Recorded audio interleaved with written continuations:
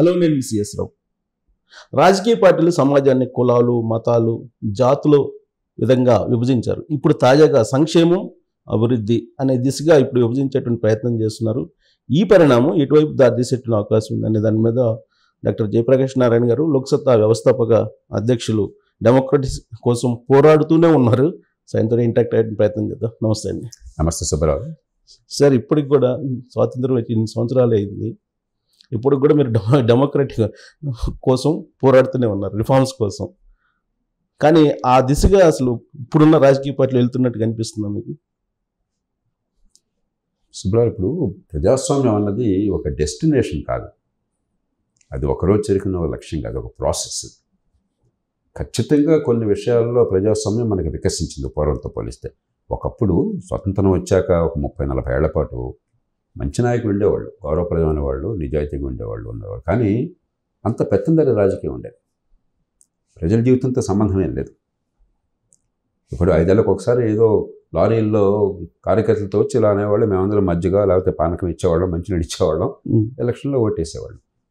అక్కడి నుంచి ఈవేళ రాజకీయంలో ఎన్ని లొసుగులున్నా కూడా ప్రజలతో మమేకమై రోజువారీగా ప్రజల సమస్యల గురించి పట్టించుకోకపోతే రాజకీయానికి మనుగడలేదు. అది ప్రజాస్వామ్యం కొంచెం లోతుకెళ్ళినట్టే కదా. ఆ రోజుల్లో రిగ్గింగ్ యథేచ్ఛగా జరిగేది. అసలు కొన్ని కులాల వాళ్ళు పోలింగ్ కూడా రాలిచ్చేవాడు, వాళ్ళ పేరుతో ఎవడో ఓటేసేవాడు. ఇప్పుడు డబ్బుల ప్రభావం ఉన్నమాట వాస్తవే, కానీ ఓటు అంటూ స్వేచ్ఛగా వేస్తున్నారు కదా.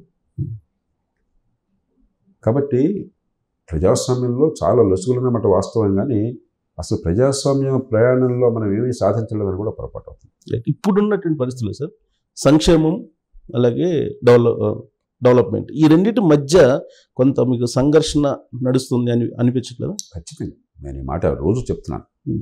ఇప్పుడు మనది చాలా పేద దేశం. ఇప్పటికి కూడా 100కి 82 అసంఘటిత రంగంలో ఉన్నారు, రెక్కాడితో డొక్కాడిన వాళ్ళు, రేపు ఎక్కడ ఆదాయం వస్తుందో తెలియని వాళ్ళు. మరీ దుర్భర దారిద్ర్యం లేకపోయినా, తినడానికి లేని పరిస్థితి లేకపోయినా కూడా అంతకుమించి పెద్దగా గౌరవప్రదమైన జీవితం లేదు చాలామందికి. అలాంటి సమాజంలో రాజకీయ పార్టీలు తాత్కాలికమైన అవసరాలు తీర్చడం మీద కొంత దృష్టి పెట్టకపోతే అసలు రాజకీయం నడవదు. ఇతర దేశాల్లో కూడా, డబ్బున్న దేశాల్లో కూడా, ఇప్పుడు నిన్న వాళ్ళు కూడా పత్రికల్లో వచ్చింది, జో బైడెన్ అమెరికా అధ్యక్షుడు అక్కడ విద్యార్థులకి ఆ లోన్స్ వేవ్ చేశాడు. సుప్రీంకోర్టు కాదని చెప్పి అన్నా కూడా ఏదో రకంగా కొన్ని మార్గాలకు కొంతమందికి లోన్ వేవ్ చేశాడు. సంక్షేమమే కదా అది.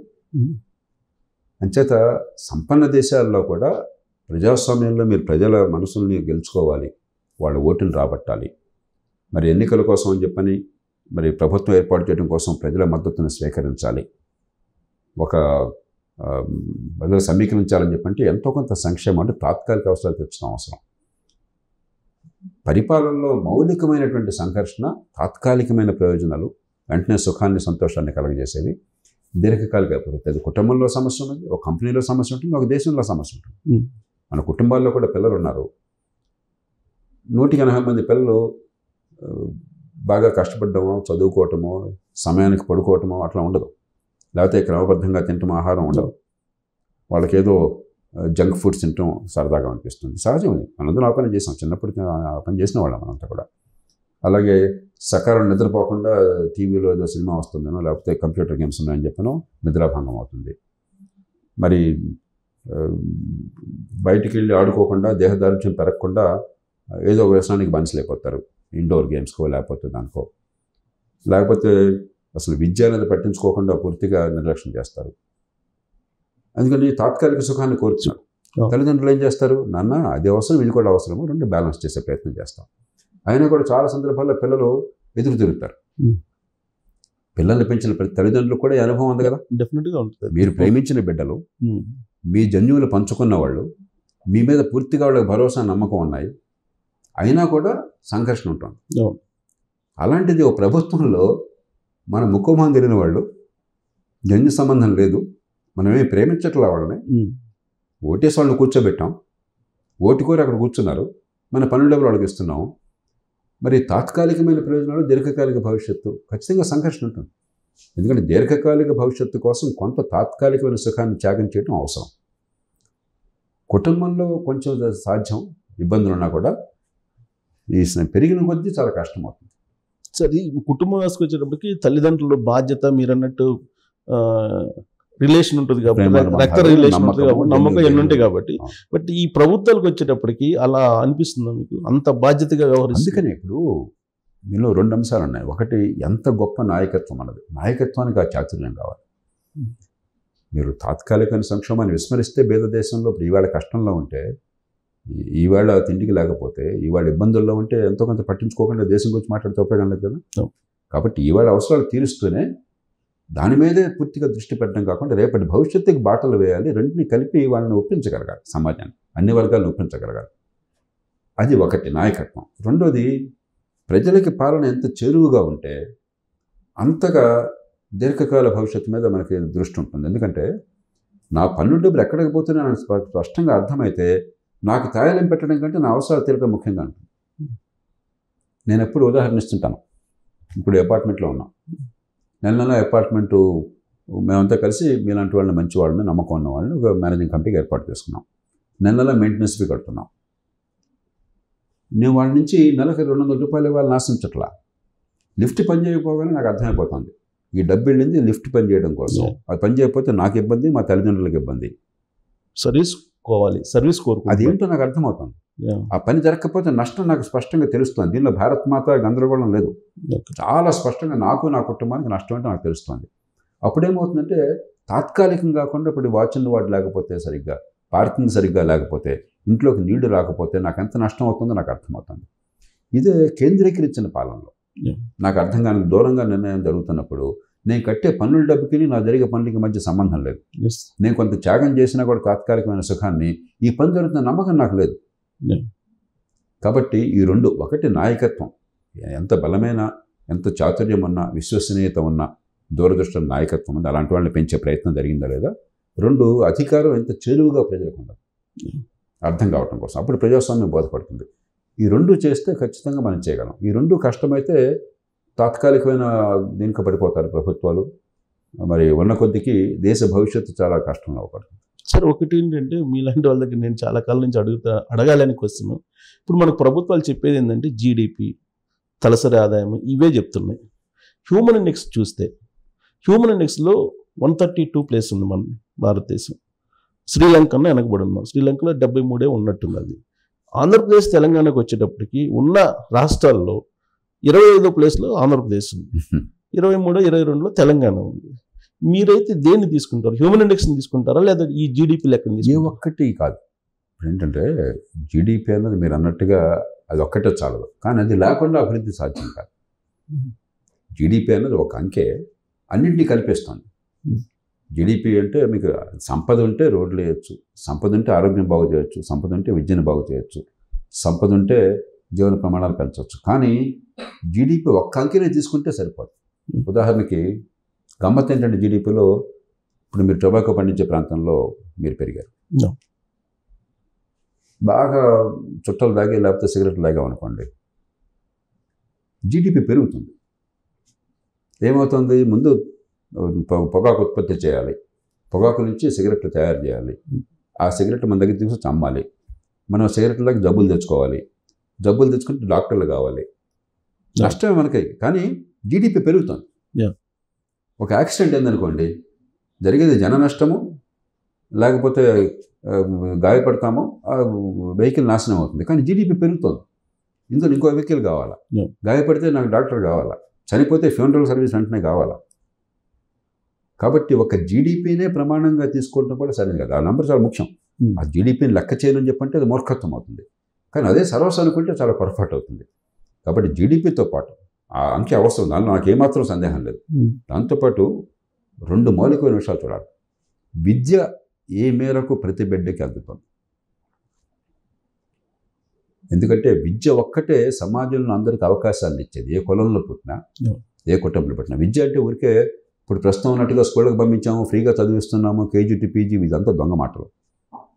మంచి ప్రమాణాల విద్య, ఆ బుద్ధి వికసించే విద్య, పనికొచ్చే విద్య, నైపుణ్యాన్ని ఇచ్చే విద్య, రేపు సంపద సృష్టిలో పాల్పంచుకునే విద్య ప్రతి ఒక్కళ్ళకి అందితే అప్పుడే సమాజం సురక్షితంగా ఉంటుంది. ఆరోగ్యం ఏ మేరకు జేబులో ఖర్చు లేకుండా మంచి ప్రమాణాలు అందుతుంది. అది లేకపోతే ఎన్ని లక్షల కోట్లు ఉన్నా కూడా జీవన ప్రమాణం తగ్గిపోతుంది, నొప్పితోనే బతకాల్సి వస్తుంది. ఉత్పాదకత తగ్గిపోతుంది, ఆదాయం కూడా పడిపోతుంది, చాలామంది బెదర్ అవుతారు. కాబట్టి జీడిపితో పాటు ఒక పక్కన విద్య, ఆరోగ్యం, రెండోది మౌలిక సదుపాయాలు. కనీసం మంచినీళ్ళు, మురుగునీటి పారుదల, వరద నీళ్లు రాకుండా ఉండటం, దోమల నివారణ, ఇలాంటివి. ఇన్ఫ్రాస్ట్రక్చర్ ఇట్లాగా వస్తుంది, జీడిపిలో వచ్చేస్తుంది. రోడ్లు కానీ, రవాణా కానీ, లేకపోతే పోర్టులు కానీ, విద్యుత్ కానీ వచ్చేస్తుంది. దాని గురించి మాట్లాడట్లా. కాబట్టి ఈ రెండు కనుక లేకపోయినట్టయితే దీంతోపాటు సమాజంలో డబ్బుతో సంబంధం లేకుండా ఒక సౌహార్ద వాతావరణం, ఈ కులానికి ఆ కులానికి మధ్య సంఘర్షణ, ఈ మతానికి ఆ మతానికి సంఘర్షణ, ఈ భాషకి ఆ భాషకి, ఈ ప్రాంతానికి ఆ ప్రాంతానికి సంఘర్షణ, బయటికి వెళ్తే ఏమవుతుందో తెలియదు, అభద్రత, జీవితం నరకం అవుతుంది. కాబట్టి జీడిపి ఖచ్చితంగా అవసరము. దాంతోపాటు విద్య, ఆరోగ్యం, దాంతోపాటు మౌలిక అవసరాలు తీరటం, రోజువారీగా ఉండే నిత్య దివసాలు తీరటము, సమాజంలో ఒక ప్రశాంత వాతావరణం, ఆనందమయ వాతావరణం ఉంటాం, దానిలో ప్రకృతిని కాపాడుకోవడంతో సహా ఈ సమగ్రంగా ఆలోచించే తప్ప జీడిపియా వేరే దానిలో పొరపాటు, ఇది కావాలి అది కావాలి. కానీ తలసరి ఆదాయం లెక్కించేటప్పుడు అదాని, అంబానీ లాంటి వాళ్ళది, నా లాంటి వాళ్ళది కలిపి లెక్కేయటం అనేది అది శాస్త్రీయబద్ధమా? అందుకనే ఇప్పుడు మీరు జీడిపి పర్ క్యాపిటల్ చూస్తున్నది మాత్రం చేత అందరూ బయటపడ్డట్టు కాదు పేదరికం నుంచి. కాబట్టే మనం ప్రపంచంలో పేదరికం గురించి అంచనా వేసినప్పుడు మన దేశం లాంటి ఏం చేస్తారంటే పేదరికం గురించి ఎంత ఆహారాన్ని తినాలి, ఒక ఆరోగ్యకరమైనటువంటి మనిషి ఎంత తింటున్నారు, ఆ కొనే శక్తి, తినే శక్తి ఉందా.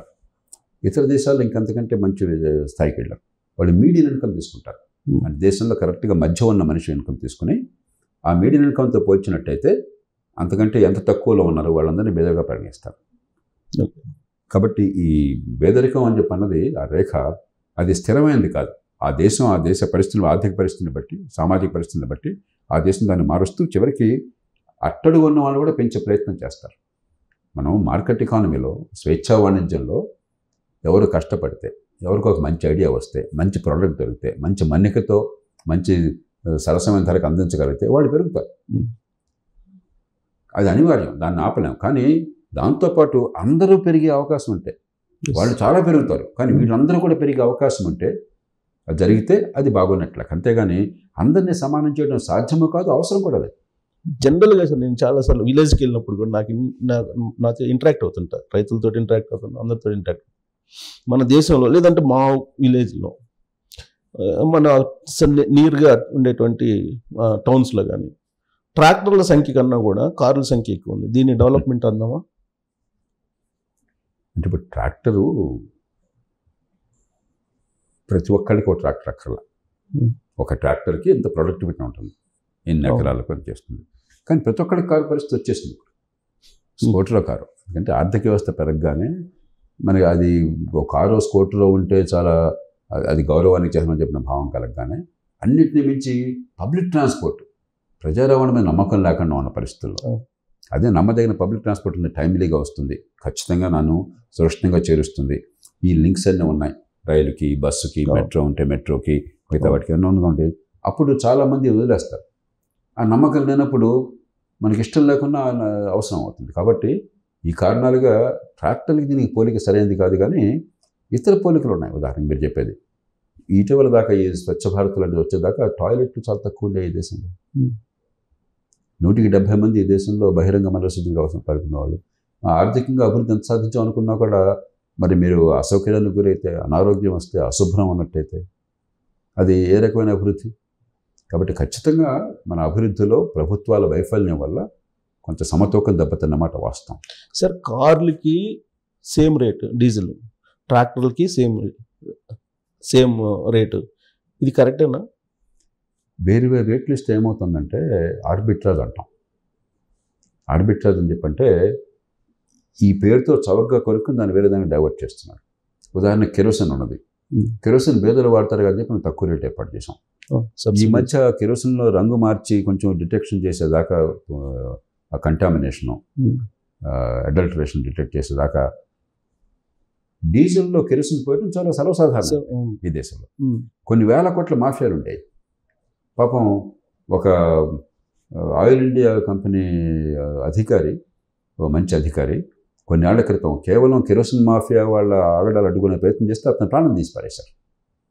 కాబట్టి ఏంటంటే ఈ డ్యూయల్ ప్రైసింగ్ అనేది ఎప్పుడు కూడా దీర్ఘకాలంలో ఫలించదు. మాఫియాలు వచ్చేస్తే అవినీతి వచ్చేస్తుంది. అంటే రకంగా సాయం చేద్దాం. రైతుకి ఆ ట్రాక్టర్ నడిపే వాళ్ళకి ఇంకో రకంగా సాయం చేద్దాం. ఉదాహరణ ట్రాక్టర్లో ట్యాక్స్ తగ్గించవచ్చా కొన్నప్పుడే, లేకపోతే వాడకాన్ని బట్టి అదనంగా డబ్బు ఏమైనా ఏర్పాటు చేయాలి, ఇంకో చూద్దాం. కానీ డ్యూయల్ ప్రైసింగ్ లాంటి విధానాలు చూడడానికి బాగుంటాయి, కానీ వ్యవస్థలో అవినీతి పెరిగిపోతుంది, వృధా పెరిగిపోతుంది. సార్ ఇప్పుడు సెంట్రల్ గవర్నమెంట్ తీసుకుంటే కార్పొరేట్ సెక్టార్కి, ఇండస్ట్రియలిస్ట్లకి వే ఆఫ్ చేసినటువంటి అమౌంట్ కన్నా రైతులకి ఇచ్చేది సగం కూడా 50% కూడా లేదు అనేది. ఇవన్నీ కూడా నేను పూర్తిగా రైతు పక్షపాతం. నా జీవితం అంతా కూడా రైతుల భవిష్యత్తు కోసం పోరాడినవాడిని, చాలా విజయాలు సాధించినవాడిని. కానీ మనకేంటంటే విషయాలు పూర్తిగా తెలియక అపోహలు కొన్ని, సాధ్యాసాధ్యాల అవకాశాలు లేక ఆశలు కొన్ని, ఇవన్నీ గందరగోళపరుస్తున్నాయి మాకు. ప్రభుత్వం కార్పొరేట్లకు ఎవరికి ఏ రకమైనటువంటి లోన్ వేవ్ చేయట్లేదు. ముందు మనం అర్థం చేసి ఖజానా నుంచి ₹1 పోవటం లేదు. బ్యాంకింగ్ అనేది ఒక వ్యాపారం. ప్రభుత్వ రంగ సంస్థ కావచ్చు, ప్రైవేట్ సంస్థ కావచ్చు, బ్యాంకింగ్ అనేది ఒక వ్యాపారం. బ్యాంకింగ్లో ఏం జరుగుతుంది? మీ దగ్గర నా దగ్గర మనం పొదుపు చేసిన డబ్బులు మన ఇష్టం ఉంటే బ్యాంకులో పెడతాం. సో మన డబ్బు అది.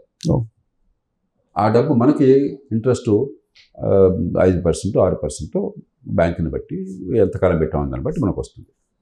వాళ్ళు ఏం చేస్తారు? దాన్ని 10%, 12%, మరో %కో వడ్డీలు ఇస్తారు. ఈ మధ్యలో ఆ మార్జిన్ అంతా ఏంటి? వాళ్ళ ఖర్చులకి, లాభాలకి. దాంతోపాటు ఇంకోటి ఉన్నది, ఆధునిక ఆర్థిక వ్యవస్థలో, మార్కెట్ వ్యవస్థలో 10 వ్యాపారాలు చేస్తే 10 మంది కూడా నెగ్గుతారని గ్యారెంటీ లేదు. మీరు మంచి ఉద్దేశంతో పెట్టారు కంపెనీ, కొందరు సక్సీడ్ అవుతారు, కొందరు ఫెయిల్ అవుతారు. ఆ టెక్నాలజీలో లోపం ఉండొచ్చు, ఆ ప్రోడక్ట్ సరిగ్గా కాకపోవచ్చు, ప్రజలకి కళ్ళకి ఆనకపోవచ్చు, మార్కెటింగ్ కొందరు సమర్థంగా చేయవచ్చు, వేలమరి సృష్టించవచ్చు, కూడా సృష్టించలేకపోవచ్చు. వివిధ కారణాల వల్ల కొన్ని బతుకుతాయి, కొన్ని పోతాయి. అందుకని చెప్పనే మానవ సమాజం గత 300 ఏళ్ళుగా, పూర్వం లేదు ఇది, గత 300 ఏళ్ళుగా లిమిటెడ్ లయబిలిటీ కంపెనీ అని పెట్టారు. ఏమిటి ఉద్దేశం? కొత్త ఐడియాస్తో కొత్త ఉత్పత్తికి రిస్క్ తీసుకునే శక్తి కావాలంటే నేను పెట్టుబడి పెడితే నా కుటుంబం సర్వనాశనం అయిపోతున్న భయం ఉంటే ఎవరు చేయరు. సమాజం స్తబ్దంగా పూర్వంలాగా ఉండిపోతుంది. ఆర్థికంగా పెరగాలి, కొత్త టెక్నాలజీ అందుబాటులోకి రావాలి, కొత్తగా ఫోన్లు వచ్చినాయి, కొత్తగా కార్లు వచ్చినాయి, కొత్తగా రకరకాల వస్తువులు వచ్చినాయి, సేవలు అందుతున్నాయి. ఇవందరికీ అందాలి అని చెప్పంటే రిస్క్ తీసుకోవాలి. రిస్క్ తీసుకోవాలంటే ఆ రిస్క్, ఆ లయబిలిటీ అన్నది కేవలం ఆ పరిశ్రమకు పరిమితం కావాలి, ఆ వ్యక్తిని నాశనం చేయకూడదు. మరి వ్యాపారంలో మీ తప్పేం లేకుండా కొన్ని విధిగా నష్టపోతాయి కాబట్టి ఈ పోటీ ప్రపంచంలో ఆ నష్టపోయిన వాళ్ళని సమాజం ఆదుకుంటుంది. అలాంటివి ఎవరు చేస్తే ఏ రకమైన ఇబ్బంది లేదు. కానీ ఒకటి సార్, ఇప్పుడు దానికి మనం ఇచ్చినటువంటి బిజినెస్లోనే 1%, 1.5% దానిలో పెట్టేసుకుంటాం. 5% మొత్తం మార్జిన్ ఉందనుకో, 5లో 1% దానికి పోతుంది. కాబట్టి ఇది ప్రభుత్వం నుంచి వెళ్ళట్లా, ఇది మార్కెట్ వ్యవస్థలో అనివార్యమైనటువంటిది. దానిలో ఎక్కడ తప్పు వచ్చిందంటే ప్రభుత్వాలు ఈ సంస్థలను శాసించడం చేత, విధానపరమైన ప్రభుత్వాలు సొంతంగా విధానమే కాదు, ownership government, public sector undertaking. వాడు ఫోన్ చేసి మా బామ్మర్ది వస్తున్నాడు, అడుగు లోన్ అంటున్నాడు, అది పనికొచ్చేనని ఆలోచించట్లా. ఆ లోన్లు పోతే అక్కడ ప్రభుత్వం తప్పు. కాబట్టి దాని పరిష్కారం ప్రభుత్వం చేతుల్లో లేకుండా చేయండి. ప్రైవేట్ బ్యాంకుల్లో ఈ గొడవలు లేవే. హెచ్డిఎఫ్సి బ్యాంక్ ఉన్నది, లేకపోతే ఐసిఐసిఐ బ్యాంక్ ఉన్నది. హెచ్డిఎఫ్సి బ్యాంక్ ఇవాళ మొత్తం ప్రభుత్వ రంగ బ్యాంకులు అన్నిటికంటే కూడా మార్కెట్ క్యాపిటల్ ఎక్కువ ఉన్నది. ఎందుకని? అక్కడ గొడవలు లేవు. అంచేత పరిష్కారం రాజకీయ నియంత్రణ లేకుండా, పక్షపాతం లేకుండా బ్యాంకింగ్ వ్యాపారం సరిగ్గా జరిగే ఏర్పాటు చేయడం. ఇప్పుడు ఈ వాదన చేసేవాళ్ళు, మీరు కార్పొరేట్లో కట్టబెడుతున్నారన్న వాళ్ళు ఎందుకు ప్రభుత్వం చేతుల్లో ఉండటం వల్ల సమస్య వచ్చింది, మనం వాళ్ళు బతికి పోతారు, పోతే పోతారు, బ్యాంకు పోతే పోతుంది, మీకు నాకు సంబంధం ఏంటంటే వాళ్ళు ఇద్దరు వాళ్ళు. కాబట్టి దీనిలో ఏంటంటే కొంచెం గడుస్తూనే ఉంది, కానీ హేతుబద్ధమైన ఆలోచన, పరిష్కారం కోసం దిశగా నడిచేటువంటి ఆలోచన లేదు. సార్ ఇప్పుడు ఒక లిస్ట్ వస్తుంటుంది, తరచూ సోషల్ మీడియాలో వైరల్ అవుతుంటుంది. విజయ్ మాల్యా దగ్గర నుంచి చాలా లిస్ట్ ఒకటి పెట్టేసి ఒక 25 లక్షల కోట్ల రూపాయలు బ్యాంకులు గగ్గొట్టి వెళ్ళిపోయారు. మళ్ళీ చెప్తున్నా, ఇది ఖజానా నుంచి పోవటం లేదు. వ్యాపారంలో అనివార్యంగా నష్టం వస్తే అది వేరు, ప్రభుత్వ జోక్యం వల్ల నష్టం వస్తే ఖచ్చితంగా ప్రభుత్వం తప్పు. అందుకనే ప్రభుత్వ రంగ బ్యాంకులకి 2014లో ఈ కొత్త ప్రభుత్వం వచ్చింది, మోదీ గారి ప్రభుత్వం. అప్పటిదాకా విశృంఖలంగా రుణాలు ఇచ్చేశారు బ్యాంకులు. మన అస్మద్ నుంచి రుణాలు ఇచ్చేశారు, ఎంపీ గారి బంధువులకి, ఎమ్మెల్యే గారి బంధువులకి, రాజకీయ పరత్వం వాళ్ళకి ఇచ్చేశారు. వీటన్నిటి కారణంగా ఇష్టం వచ్చిన రుణాలు ఇవ్వడం చేత 12% పెరిగింది. అంటే నాన్ పర్ఫార్మింగ్ అసెట్స్ అంటే రుణాల తిరిగి చెల్లింపులు 12% రావట్లేదు. అంటే ₹100 ₹88 వస్తుంది. మీకు వడ్డీలో మార్జిన్ ఉండేది 3-4%. 4 రూపాయలు మీకు మార్జిన్ ఉంటే 12 రూపాయలు నష్టపోతుంటే నష్టమే కదా. బ్యాంకులన్నీ ఖాళీ పడిపోయినాయి. గవర్నమెంట్ బ్యాంకులు, ప్రైవేట్ బ్యాంకులు బ్రహ్మాండంగా ఉన్నాయి. గత 7-8 ఏళ్లుగా, గత 10 ఏళ్లుగా ఒక 5-6 లక్షల కోట్ల రూపాయలు మన ఖజానా నుంచి ఇవ్వాల్సి వచ్చింది వాళ్ళకి. అది తప్పు. ఎందుకు జరిగింది? అది ప్రభుత్వ నియంత్రణ వల్ల జరిగింది. సమస్యలో గడటలా మనం. అలా జరిగినప్పుడు మరి చెప్పాను, ఒకటి ప్రభుత్వం జోక్యం వల్ల నష్టపోయింది పూర్తిగా నివారించాలి. ప్రభుత్వ జోక్యం లేకుండా చేయాలి. నిజాయితీగా వ్యాపారం చేసిన మార్కెట్లో ఉన్న పరిస్థితుల్లో నష్టపోయినట్టయితే అది బిజినెస్లో భాగంగా భావించి దాన్ని కవర్ చేయాలి. ఈ రెండుకి తేడా అనుకో. ఐసిఐసిఐ బ్యాంక్ కానీ హెచ్డిఎఫ్సి బ్యాంక్ కానీ నిజాయితీగా వ్యాపారం చేసి నష్టపోతే దాన్ని కవర్ చేస్తున్నాయి. ప్రపంచం అంతా, అన్ని బ్యాంకులు ప్రపంచం అంతా చేస్తున్నాయి. దీన్ని ముడిపెట్టేస్తున్నాం మనం. అందుకని సమస్య పరిష్కారం దగ్గర రావట్లా. గడుసైనటువంటి ఆర్గ్యుమెంట్లు, వాదనలు ప్రతివాదనలు ఉన్నాయి తప్ప ఒక సమస్య పరిష్కారం ఎట్లాగా సమాజాన్ని కాపాడటాన్ని ఆలోచించేయటం లేదు. సో ఇప్పుడు రైతు రుణమాఫీ ఇలా ప్రకటిస్తున్నారు కదా, ఇవన్నీ మళ్ళీ బ్యాంకులకు లింకప్ కదా. అందుకనే రుణమాఫీ ఎప్పటికీ మంచిది కాదు. నేను రుణమాఫీకి పూర్తిగా వ్యతిరేకం. మీకు కావాల్సింది సకాలంలో సరైన మేరకు సరసమైన వడ్డీలకి రుణాలు అందించాలి. అంతేగాని రుణాలు ఇచ్చేసి రుణమాఫీ అంటే ఏమవుతుంది? 100కి 30 మంది రైతులకి రుణాలు అందుతున్నాయి. 170 మంది మార్కెట్లో 3 రూపాయలు, 5 రూపాయలు, 10 రూపాయల వడ్డీకి రుణాలు తీసుకుంటున్నారు. వాళ్ళకి ఏమీ సంబంధం లేదు. కాస్త తెలివిగల వాళ్ళకి, కాస్త అవకాశం ఉన్న వాళ్ళకి, మోతుబర్లకి రుణాలు అందుతున్నాయి. నిజంగా ఎవరు కష్టంలో ఉన్నారో వాళ్ళకి అందట్లా. 10 రూపాయల వడ్డీ తీసుకున్న వాడికి మనం ఏం సాయం చేయట్లా. 4 రూపాయల వడ్డీ వాడికి ఏం సాయం చేయట్లా మనం. రెండోది ఏమవుతుంది? డబ్బులు తీసుకుని బ్యాంకు నుంచి సకాలంలో చాలా మంది రైతులు చెల్లిస్తారు. కష్టపడి పొదుపు చేసుకుంటారు. వాళ్ళకి రుణమాఫీ వర్తించదు. ఎగ్గొట్టినట్టు వర్తిస్తుంది. అంటే ఏ సంకేతాన్ని ఇస్తున్నారు మీరు సమాజానికి? అరే పిచ్చోడేరా నువ్వు, తిరిగి కట్టావు బ్యాంక్కి, కట్టకుండా వెయిట్ చేస్తే శుభ్రంగా రేపు రుణమాఫీ చేశాడు మా వాడు వచ్చి అని సంకేతం ఇస్తున్నారు. చేరిక కాలంలో ఏమవుతుంది? బ్యాంకులు రుణాలు ఇవ్వలేక మీకు డబ్బులు అందవు. బాగా డబ్బు ఉన్నవాడికి వేరే సెక్యూరిటీ పెట్టుబడి తప్ప మిగతా వాడికి అసలు డబ్బులు కూడా అందవు. ఉన్న కొద్దిగా వ్యవసాయంలో పెట్టుబడి క్షీణించిపోతుంది, పేదరికం పెరిగిపోతుంది. అందుకనే ఎన్నిసార్లు రుణమాఫీలు వచ్చినా కూడా మళ్ళీ రుణమాఫీ కావాలంటున్నాం మనం. అవును, ఒకళ్ళు 1 లక్ష అంటే ఇంకొకళ్ళు 2 లక్షలు. చౌదరి దేవీలాల్ మొట్టమొదటిసారి రుణమాఫీ ప్రవేశపెట్టాడు 1990లో, ఆనాడు బీపీ సింగ్ ప్రభుత్వంలో. అప్పటి నుంచి ఎన్ని రుణమాఫీలు మరి మన పరిస్థితి బాగుపడదా? దానికి బదులు సకాలంలో సరైనటువంటి స్థాయిలో ఎంత కావాలో అంత సరసమైన రేటుకి. ఉదాహరణకి మనకి ఇవాళ పత్తి ఉంటుంది, ఒకరోజు ఇక్కడ ఉంటుంది రేటు, మరో రోజు ఇక్కడికి వెళ్ళిపోతుంది. పసుపు ఉంటుంది, ఒకరోజు 6,000 ఉంటుంది, ఇంకో రోజు 16,000 వెళ్తుంది. 6,000 పడిపోయినప్పుడు ఏమవుతుంది? గతి లేక రైతు తెగనమ్ముకోవాల్సి వస్తుంది రేటు లేకపోయినా. ఎందుకని? 16,000 వచ్చేదాకా ఆగలేకపోతున్నాడు. ఇల్లు గడవాలి, మళ్ళీ పంట వేసుకోవాలి, కానీ స్టాక్ ఉన్నది. ఆ స్టాక్నే కనుక మీరు గోడౌన్లు పెట్టి ప్రభుత్వంగా ఏర్పాటు చేసి, స్టాక్ ఉంది కాబట్టి రుణాలు గవర్నమెంట్ ఇచ్చి, బ్యాంకులు ఇచ్చి, ఎందుకంటే స్టాక్ ఉంది, ఆ డబ్బులు పోయేది కాదు. స్టాక్ని హైపోథెకేట్ చేస్తున్నారు, దాన్ని తనఖా పెడుతున్నారు. అది చేస్తే ఏమవుతుంది? రైతు నిలబడగలడు, 16,000 దాకా వెయిట్ చేయగలడు. ఇప్పుడు ఏమవుతుంది? 6,000 కొన్నవాడు లాభపడుతున్నాడు, 6,000 అమ్మినవాడు దివాలా తీస్తున్నాడు. అలాంటి రుణాలు కావాలి. అది మనం ఆలోచించట్లా. వ్యవసాయం బాగుపడే రైతులు కాదని రావాలి, రుణమాఫీలలో బాగుపడదు. నేను గ్యారంటీగా చెప్తాను అన్నమాట. రీసెంట్గా టమాటా అది 1 కోటి రూపాయలు కూడా సంపాదించిన. ఎగ్జాక్ట్లీ. బట్ ఇప్పుడు 2 రూపాయలు 10 రూపాయలు వచ్చినప్పుడు నాశనం అయిన సంగతి మనం మాట్లాడట్లా.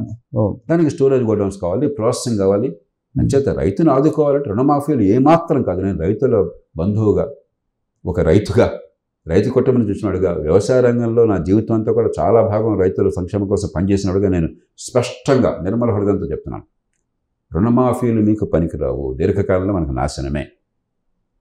అంత డబ్బు ఇంకో రూపంలో పెట్టాలి. మనకు డబ్బు అంతకంటే ఎక్కువ మనకు పెట్టమందాం. సో నేలబెట్టి సౌండ్ చేస్తుంది ప్రభుత్వం. గోడౌన్లు కావాలి, ప్లెడ్జ్ లోన్లు కావాలి, ప్రాసెసింగ్ కావాలా, రిటైల్ చైన్స్ కావాలా, ఎక్స్పోర్ట్కి ఏర్పాట్లు కావాలా, ఇంకా రకరకాల మౌలిక సదుపాయాలు బాగు చేయాలా, ఎన్నో చేయాలి. ఇంతకంటే డబ్బు ఎక్కువ పెడదాం, కానీ పనికొచ్చే రీతిలో, ఆదాయాలు పెరిగే రీతిలో తప్ప ఇవాళ ఇచ్చేసావు మళ్ళీ రేపు పొద్దున కూడా పుచ్చుకుని చేయవాడిది, ఇచ్చేసేయి మీది. ఎల్లకాలం ఇదే, ప్రతిరోజు పరగడిపే. ఆ రోజు బాగుంటుంది అంతే, మన్నాడు మళ్ళీ మామూలే. ఇప్పటిదాకా చూసాం, ఇప్పుడు కూడా నేర్చుకోకపోతే ఎట్లాగా? సో ప్రధానమంత్రి నరేంద్ర మోడీ ఇటీవల ఒక డెసిషన్ తీసుకున్నారు సార్, బాస్మతి ఇతర రకాలన్నింటినీ ఎక్స్పోర్ట్స్ ఆపేశారు. అది చాలా తప్పు నిర్ణయం, చాలా తప్పు నిర్ణయం. నేను దీనికి నాకు చాలా సంబంధం ఉన్నది. 2010-11లో మన రాష్ట్రంలో నెల్లూరు, ప్రకాశం ప్రాంతాలు బీపీటీ పండిస్తారు. అక్కడ మనం తినేటువంటి ధాన్యం వస్తుంది. మన రాష్ట్రంలో బీపీటీ బస్తా ధాన్యం ధర 750 రూపాయలకు పడిపోయింది. బాగా మార్కెట్లో లెక్క ఉన్నది. పక్క రాష్ట్రాల్లో 1200 రూపాయలు అన్నాడు. అప్పుడు నేను పాదయాత్రలు చేసి వేలాది మంది రైతులను సంఘటితం చేసి మన కర్నూలు నుంచి కర్ణాటకకి, నిజామాబాద్ నుంచి నాందేడ్కి మహారాష్ట్రలో నేను పాదయాత్ర వేలాది మంది రైతులంతా వెళ్ళి చేతిలో సంఖ్యలు వేసుకుని ప్రజలకు అర్థం కావాలి, మనకి సంఖ్యలు చేస్తున్నారు ప్రభుత్వం వాళ్ళ విధానాలతో. మార్కెట్లో స్వేచ్ఛగా అమ్ముకున్నాం. ఈ ఆంక్షలను ఉల్లంఘించి గవర్నమెంట్ అరెస్ట్ చేయమన్నాం. అరెస్ట్ చేసే సాహసం చేయాలి. 10 రోజుల్లో రేట్లు సమానమైనాయి. 3,600 కోట్ల రూపాయలు ఆనాడు రైతులకి అదనంగా ఆదాయం వచ్చింది. అంటే అంత డబ్బు కూడా ఆదాయం రాకుండా ప్రభుత్వం దుర్మార్గపు ఆదేశాల వల్ల రైతు తగ్గించేశారు. అదే సమయంలో ఇది కూడా చాలదని చెప్పని నేను మొత్తం సమాచారం సేకరించి రాష్ట్రంలో అందరినీ ఒప్పించి ఢిల్లీకి పోయి ప్రధానమంత్రి గారితో కూర్చుని, అప్పుడు బ్యాన్ ఉండేది, ఇప్పుడు పెట్టినట్టుగానే ఆనాడు ఆహార ధాన్యాలు ముఖ్యంగా బియ్యం ఎగుమతి బ్యాన్ ఉండేది. ఇంట్రెస్ట్ రేట్లు కూడా ఉండేది. ఇంట్రెస్ట్ రేట్ ఇప్పుడు నేను చెప్పాను, ఇప్పుడు మన స్టేట్ పక్క స్టేట్కి ఇది కూడా చాలదు, అంతర్జాతీయంగా రేట్ ఉంటే మనం అమ్ముకోవాలని చెప్పి నేను ఢిల్లీకి పోయి వివరాల నుంచి ప్రధానమంత్రి గట్టిగా పోరాడితే అప్పుడు ఆయన ఆ బ్యాన్ లిఫ్ట్ చేశారు, మన్మోహన్ సింగ్ గారు ప్రధానమంత్రి ఉండగా. అప్పటి నుంచి ఇప్పటిదాకా ఇండియా #1 ఎక్స్పోర్టర్ ప్రపంచంలో. దానిలో తెలుగు రాష్ట్రాల నుంచి మ్యాక్సిమం వెళుతుంది. యుక్రెయిన్ నివారణ కారణంగా మళ్ళీ ఇంకోసారి బ్యాన్ ఇంపోజ్ చేశారు. ఇవి రైతుకు నష్టం చేస్తున్నారు. మార్కెట్లో ఎక్కడ రేటు ఉంటే అక్కడ అమ్ముకుని ఏర్పాటు చేయాలి, కానీ ఒక పావలా పెరిగితే మీకు ఏమైనా ఓట్లు తగ్గుతామని రైతులు పట్టగొడితే అట్లాగా ఈ దేశంలో జరుగుతుంది. అది అట్లా ఇంకో పొరపాటు జరిగింది. ఇది చేసిన సమయంలో యుక్రెయిన్ యుద్ధం కారణంగా ఇంకో పని చేశారు. మన పాముల నేల ఉంది, మన దేశంలో వంట నూనె చాలా కొడుతున్నాం కాబట్టి పెద్ద ఎత్తున దిగుమతి. మన ఇండియా బిగ్గెస్ట్ ఇంపోర్టర్. ఎలాగైతే రైస్లో బిగ్గెస్ట్ ఎక్స్పోర్టర్, పాముల ఆయిల్లో బిగ్గెస్ట్ ఇంపోర్టర్ మనం. కుకింగ్ ఆయిల్ బిగ్గెస్ట్ ఇంపోర్టర్ మనం. 1,50,000 కోట్ల రూపాయలు పోతుంది ప్రతి ఏడాది ఇంపోర్ట్ కోసం అని చెప్పని. నేను గట్టిగా వాదించింది ఏమిటంటే 7 ఏళ్ళు పట్టింది నాకు. ఇంపోర్ట్ చేయండి దేశంలో అవసరం అంటే, లేకపోతే ఇంట్లో వంట జరగదు, ఆహారం కొరత ఉంటుంది, కానీ రైతుకి రక్షణ ఇవ్వండి. ఇంపోర్ట్ డ్యూటీ పెడితే 30-40% పెడితే రైతుకి రేటు పడిపోకుండా ఉంటుంది. లేకపోతే నూనె పండించేవాడు, వేరుశనగ పండించేవాడు సంగతి ఏంటి, ఆవు నూనె పండించేవాడు సంగతి ఏంటి, మిగతా నూనె సంగతి ఏంటి, ఎల్లకాలం చేసిన దిగుమతే ఈ రైతులతో నాశనమే అని చెప్పంటే 7 ఏళ్ల తర్వాత ఎంతో పోరాడిన తర్వాత ఒక 40% దాకా ఇంపోర్ట్ డ్యూటీలు పెట్టారు. 2 ఏళ్ల క్రితం యుక్రెయిన్ యుద్ధం వచ్చే ముందు ఆంధ్రప్రదేశ్లో ఈ ఆయిల్ పామ్ సీడ్స్ ఉంటాయి, అవి కేజీ 23 రూపాయలు పలికింది, మంచి రేటు. ఈ యుక్రెయిన్ యుద్ధం కారణంగా మళ్ళీ దాన్ని ఇంపోర్ట్ డ్యూటీ తీసి పారేశారు, 13-12 రూపాయలు పడిపోయింది. ఇవి నిజమైన సమస్య. రైతుకు ఆదాయం పెరగాలని చెప్పంటే మార్కెట్లో మనకు రేటు వచ్చే విధానాలు కావాలి, మన రేటుని దించేసే విధానాలు ప్రభుత్వాలు ఆపాలి. ఈ పక్కన పెట్టి నాకు ఫ్రీగా ఇవ్వండి, రుణమాఫీ చేయండి, మరొకటి చేయండి, ఇది నడిచే కాదు, ఇది ఉపయోగం లేదు. ఈరోజు బాగుంటుంది, రేపు మళ్ళీ మామూలే. సో ఇప్పుడు ఢిల్లీ సరిహద్దుల్లో వాతావరణం చూస్తారు, మనం చూస్తే కనుక ఒక యుద్ధం జరుగుతున్నట్టే కనిపిస్తుంది అక్కడ. మనకు అక్కడ పంజాబ్, హిమాచల్ ప్రదేశ్, ఉత్తరప్రదేశ్, ఇక్కడ దానికి పరిష్కారం చట్టబద్ధతే అని చెప్పి రైతులు అంటారు. నేను దాన్ని పూర్తిగా వ్యతిరేకిస్తున్నాను. రైతులకు ఉన్నటువంటి కష్టం నిజమైనది మన దేశంలో, ప్రధానంగా ప్రభుత్వాల వైఫల్యం వల్ల, మూర్ఖపు విధానాల వల్ల వచ్చింది. నేను ఇందాక 2 ఉదాహరణలు చెప్పాను. పక్క రాష్ట్రంలో రేటుంటే అమ్ముకోవడానికి లేకుండా నిషేధించింది ఈ ప్రభుత్వాలు, చట్టాలే. ఇతర దేశాల్లో రేటుంటే అమ్ముకోకుండా చేసింది ఈ ప్రభుత్వాల విధానాలే. దిగుమతి వస్తున్నప్పుడు మనకు రేటు నిలబడడం కోసం ఇంపోర్ట్ డ్యూటీ లేకుండా చేసింది ఈ ప్రభుత్వాలు. ఇలా ఎన్నో కోకాలుగా ఉన్నాయి ప్రభుత్వాలు చేసే తప్పులు. కాబట్టి రైతులకు నిజమైన కష్టం అన్నది, కానీ పరిష్కారం ఆ కష్టాన్ని తీర్చేదిగా ఉండాలి.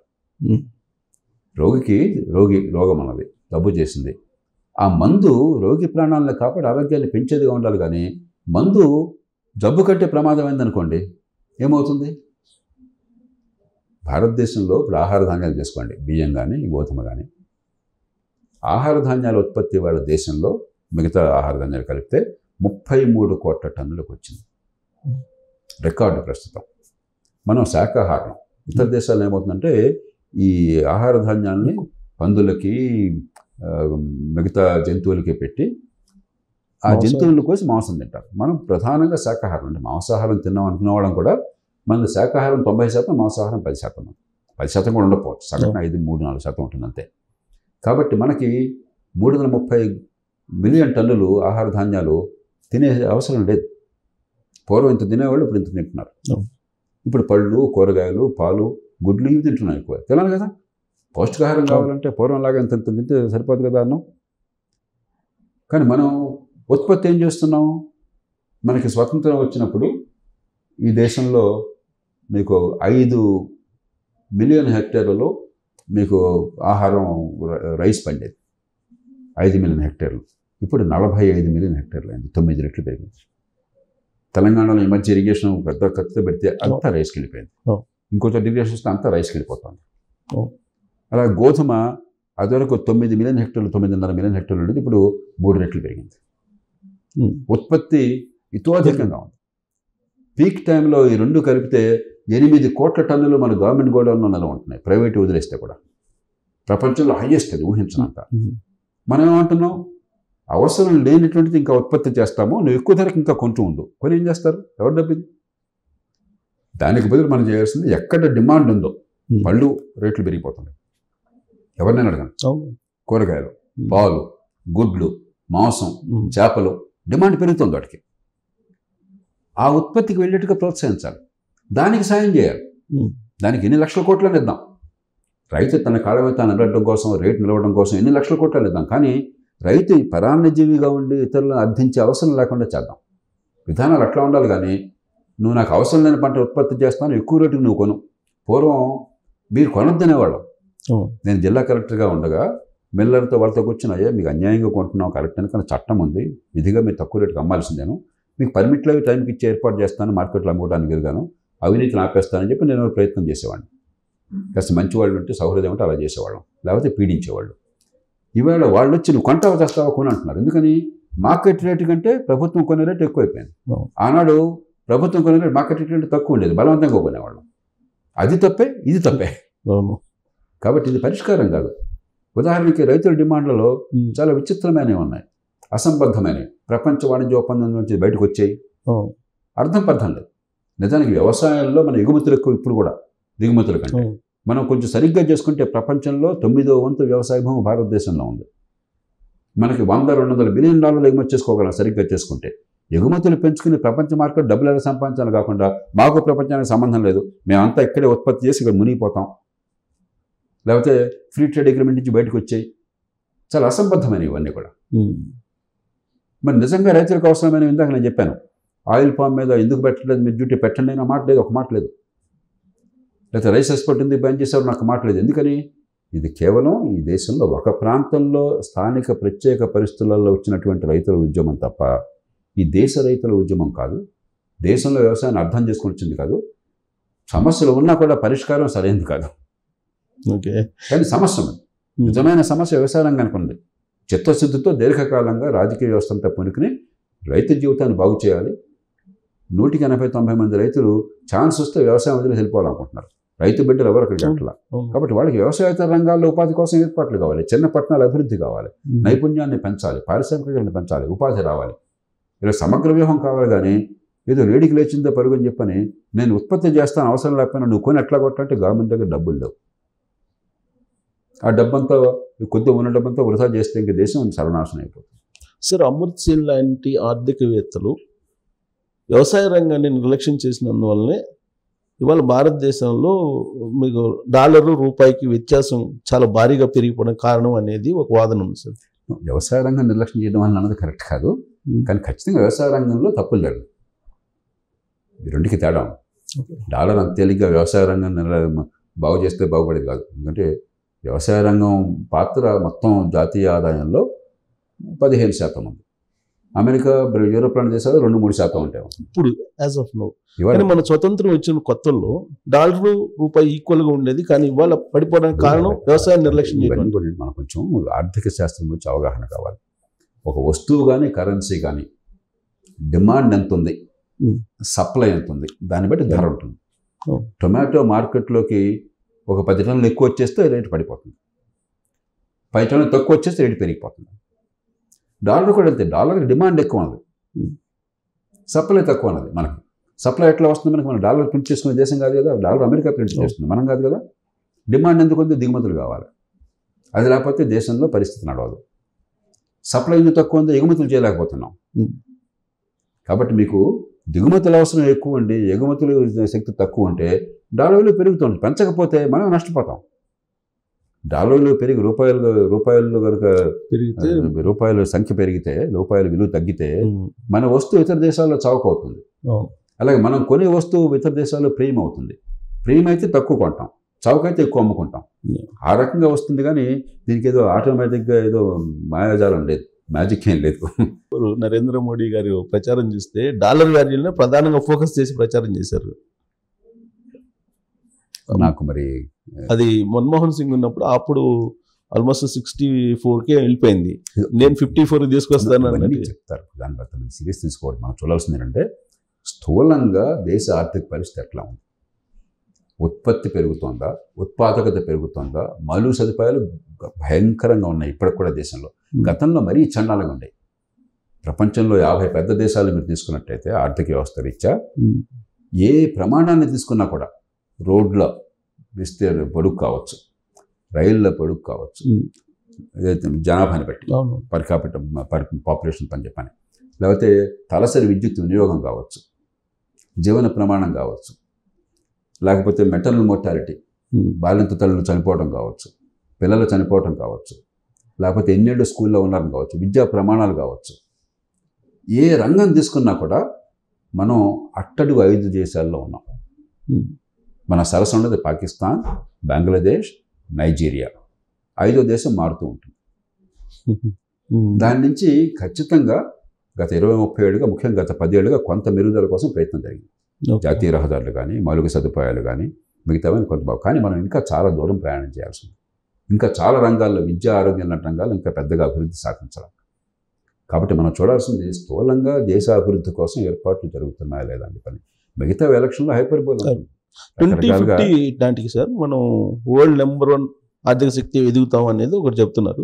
ఎట్ ద సేమ్ టైం ఇప్పుడు ప్రతిపక్షాలు కానీ లేదంటే వచ్చే న్యూస్ ఏంటంటే స్వాతంత్రం వచ్చిన తర్వాత నుంచి 2014 దాకా చేసిన అప్పులకి 2014 నుంచి ఇప్పటి వరకు చేసిన అప్పులకి ఇంకా డబుల్ ఎక్కువైనాయి ఈ స్పాన్ ఆఫ్ తక్కువ టైంలో. ఇది కూడా మనకి లోతైన అవగాహన లేకుండా చేసే మాట్లాడే మాటలు.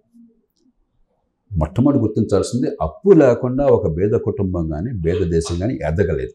యథాస్థితి కొనసాగించాలంటే ఉన్న డబ్బు ఖర్చు పెట్టుకుంటాం, దాంతో కొమ్మనగా ఉంటాం. కానీ పెరగాలి అంటే పెట్టుబడులు కావాలి. ఇల్లు కట్టాలి, పెట్టుబడి కావాలి. రోడ్లు వేయాలి, పెట్టుబడులు కావాలి. విద్యుత్తు పెంచాలి, పెట్టుబడులు కావాలి. పేద దేశం అంటే డబ్బులు లేవనే అర్థం. పేదరికం అంటే ఏంటి? డబ్బులు లేవని కదా. కాబట్టి అప్పు అనివార్యం. అప్పుల సమస్య కాదు. రైట్ వేలో 2 రకాలుగా ఉపయోగించాలి. ఒకటి మీరు చెప్పినట్టుగా ఎందుకు ఉపయోగించారు. అప్పు చేసి పప్పు కొడి తింటే చాలా ప్రమాదం. నేను వాళ్ళు తినేసి వాళ్ళు ఖర్చు పెట్టేసి పిల్లల మీద అప్పుల భారం పెడితే పిల్లలు నాశనం అవుతారు. అప్పులతో ఆస్తిని పెంచితే, ఆదాయాన్ని పెంచితే పిల్లలకి అది భారం కాదు, ఆర్థిక వ్యవస్థ పెరుగుతుంది. పిల్లల ఆదాయం ఇవాళ 10,000 రూపాయలు అంటే రేపు 50,000 రూపాయలు మనిషి అవుతాడు. రెండోది అప్పుల భారం మన స్తోమత తగ్గట్టుగా ఉండాలి. ఉదాహరణకి జాతీయ ఆదాయంలో అప్పుల శాతం ఎంత ఉన్నది. జాతీయ ఆదాయం పెరుగుతున్నప్పుడు సహజంగా అప్పులు చేసే శక్తి కూడా పెరుగుతుంది. కాబట్టి నిన్న 1,00,000 ఉంది, వాళ్ళ 1,50,000 అయిపోయింది, ఎలా పెరిగిపోయిందంటే కాదు, ఆర్థిక పరిస్థితి ఎలా ఉందో చూడాలి నిన్నటితో పోలిస్తే ఇవాళ. అంచేత ఊరికే ఏంటంటే ప్రతి వాళ్ళు కూడా రాజకీయంలో కానీ మీకు వాదనలో కానీ నాకు కన్వీనియంట్గా ఉన్న అంశాలు తీసుకుంటున్నప్పుడు సమగ్రంగా మనం చెప్పాం. కొంత అర్థం కాక కొంచెం గడుసైన వాదన చేయడం కోసం చెప్పని సమగ్రంగా పరిశీలించకుండా ఊరికే ఇలా చూస్తాం కాదు, ఇలా చూడాలి. సమ్యక్ దృక్పథం కావాలి. ఆ రకంగా చూస్తే ఈ ప్రభుత్వం ఖచ్చితంగా అప్పుల విషయంలో చాలా జాగ్రత్త వహిస్తుంది. అంటే ఇండియన్ యూనిట్గా తీసుకుంటే భారత ప్రభుత్వం యూనియన్ ప్రభుత్వం ఉదాహరణకి కోవిడ్ వచ్చినప్పుడు ప్రపంచమంతా కూడా అప్పులు చేయాల్సి వచ్చింది. అప్పులు పెరిగింది. ఎందుకంటే ఆదాయాలు తగ్గిపోయిన ప్రభుత్వాలు, ఖర్చు పెరిగిపోయింది. ఆరోగ్యం కోసం ఖర్చు పెరిగింది, సామాన్యుల్ని కష్టంలో ఆదుకోవడం కోసం ఖర్చు పెరిగింది. అయినా కూడా భారతదేశం చాలామంది ఆర్థికవేత్తలు మీరు ఇంకా ఖర్చు పెట్టినని చెప్పి గట్టిగా కూడా చేశారు. మన ప్రభుత్వం చాలా క్రమశిక్షణ పాటించింది. అవసరమైన ఖర్చు పెట్టింది కానీ పిచ్చి పిచ్చిగా విచ్చలుడిగా ఖర్చు పెట్టాల. అమెరికా లాంటి దేశాలు విచ్చలుడిగా ఖర్చు పెట్టడం వల్ల ఇవాళ ప్రపంచంతో ద్రవ్యోల్బణం వచ్చింది. ఇంట్రెస్ట్ రేట్లు పెరిగినాయి మొట్టమొదటిది. రెండోది అయినా కూడా మనకు ఖర్చు పెరిగింది, ఎందుకంటే ఆదాయం తగ్గింది కాబట్టి. 9.2% జాతీయ ఆదాయంలో ఆ సంవత్సరం మనం అప్పులు పెరిగినాయి ఆ సంవత్సరం. కానీ గత 2 ఏళ్లలో ప్రపంచమంతా గందరగోళంగా ఉన్న కాలంలో ఆ 9.2ని ఈ సంవత్సరం 5.8కి తీసుకొచ్చారు. బడ్జెట్లో కేటాయించింది 5.9కి వెళ్ళాలని. 5.9 కంటే ఇంకా 1% తగ్గించారు. వచ్చే ఏడాది ఎన్నికల సంవత్సరం అయినా కూడా వచ్చాడు 5.1కి మార్గం ఏర్పాటు చేశారు. కాబట్టి ఆర్థికంగా చాలా క్రమశిక్షణ పాటిస్తున్నారు, దానిలో అనుమానం లేదు. ఉన్న పరిస్థితుల్లో మనం సమగ్రంగా అర్థం చేసుకోవాలి. రాష్ట్రాల్లో కూడా కొన్ని రాష్ట్రాలు అద్భుతంగా చేస్తున్నాయి. ఒరిస్సా తీసుకోండి, ఒరిస్సాలో దేశంలో చాలా అద్భుతమైన రీతిలో ఆర్థిక క్రమశిక్షణ పాటిస్తున్నారు. 26,000 కోట్ల రూపాయలు రెవెన్యూ మిగులు చూపెడుతున్నారు. ఒరిస్సా చిన్న రాష్ట్రం, వెనకబడ్డ రాష్ట్రం. యూపీ తీసుకోండి, చాలా వెనకబడ్డ రాష్ట్రం, పేద రాష్ట్రం. 74,000 కోట్ల రూపాయలు రెవెన్యూ మిగులు చూపెడుతున్నారు. అంటే రోజువారీ వచ్చే ఆదాయంతో పోలిస్తే రోజువారీ ఖర్చు 74,000 కోట్ల రూపాయలు తక్కువ. ఆ డబ్బంతా ఎటు వెళ్తుంది? పెట్టుబడులు కలిపాను. ఆంధ్రప్రదేశ్ తీసుకోండి, తెలంగాణ తీసుకోండి, మరి తమిళనాడు తీసుకోండి, కేరళ తీసుకోండి, ఇతర రాష్ట్రాలు చాలా వరకు తీసుకోండి, ఇష్టం దుబారా ఖర్చులు పెట్టేస్తున్నారు. వచ్చే ఆదాయం ఎంతైతే ఖర్చు ఎంత, రోజువారీ ఖర్చు, పెట్టుబడులకు కాకుండా. కర్ణాటక బాగుండేది పూర్వం, కర్ణాటక కూడా అదే పనిగా తాయిలాలు ప్రకటించేసి ఇప్పుడు ఆదాయాన్ని మించి ఖర్చులు పెరిగిపోయినాయి.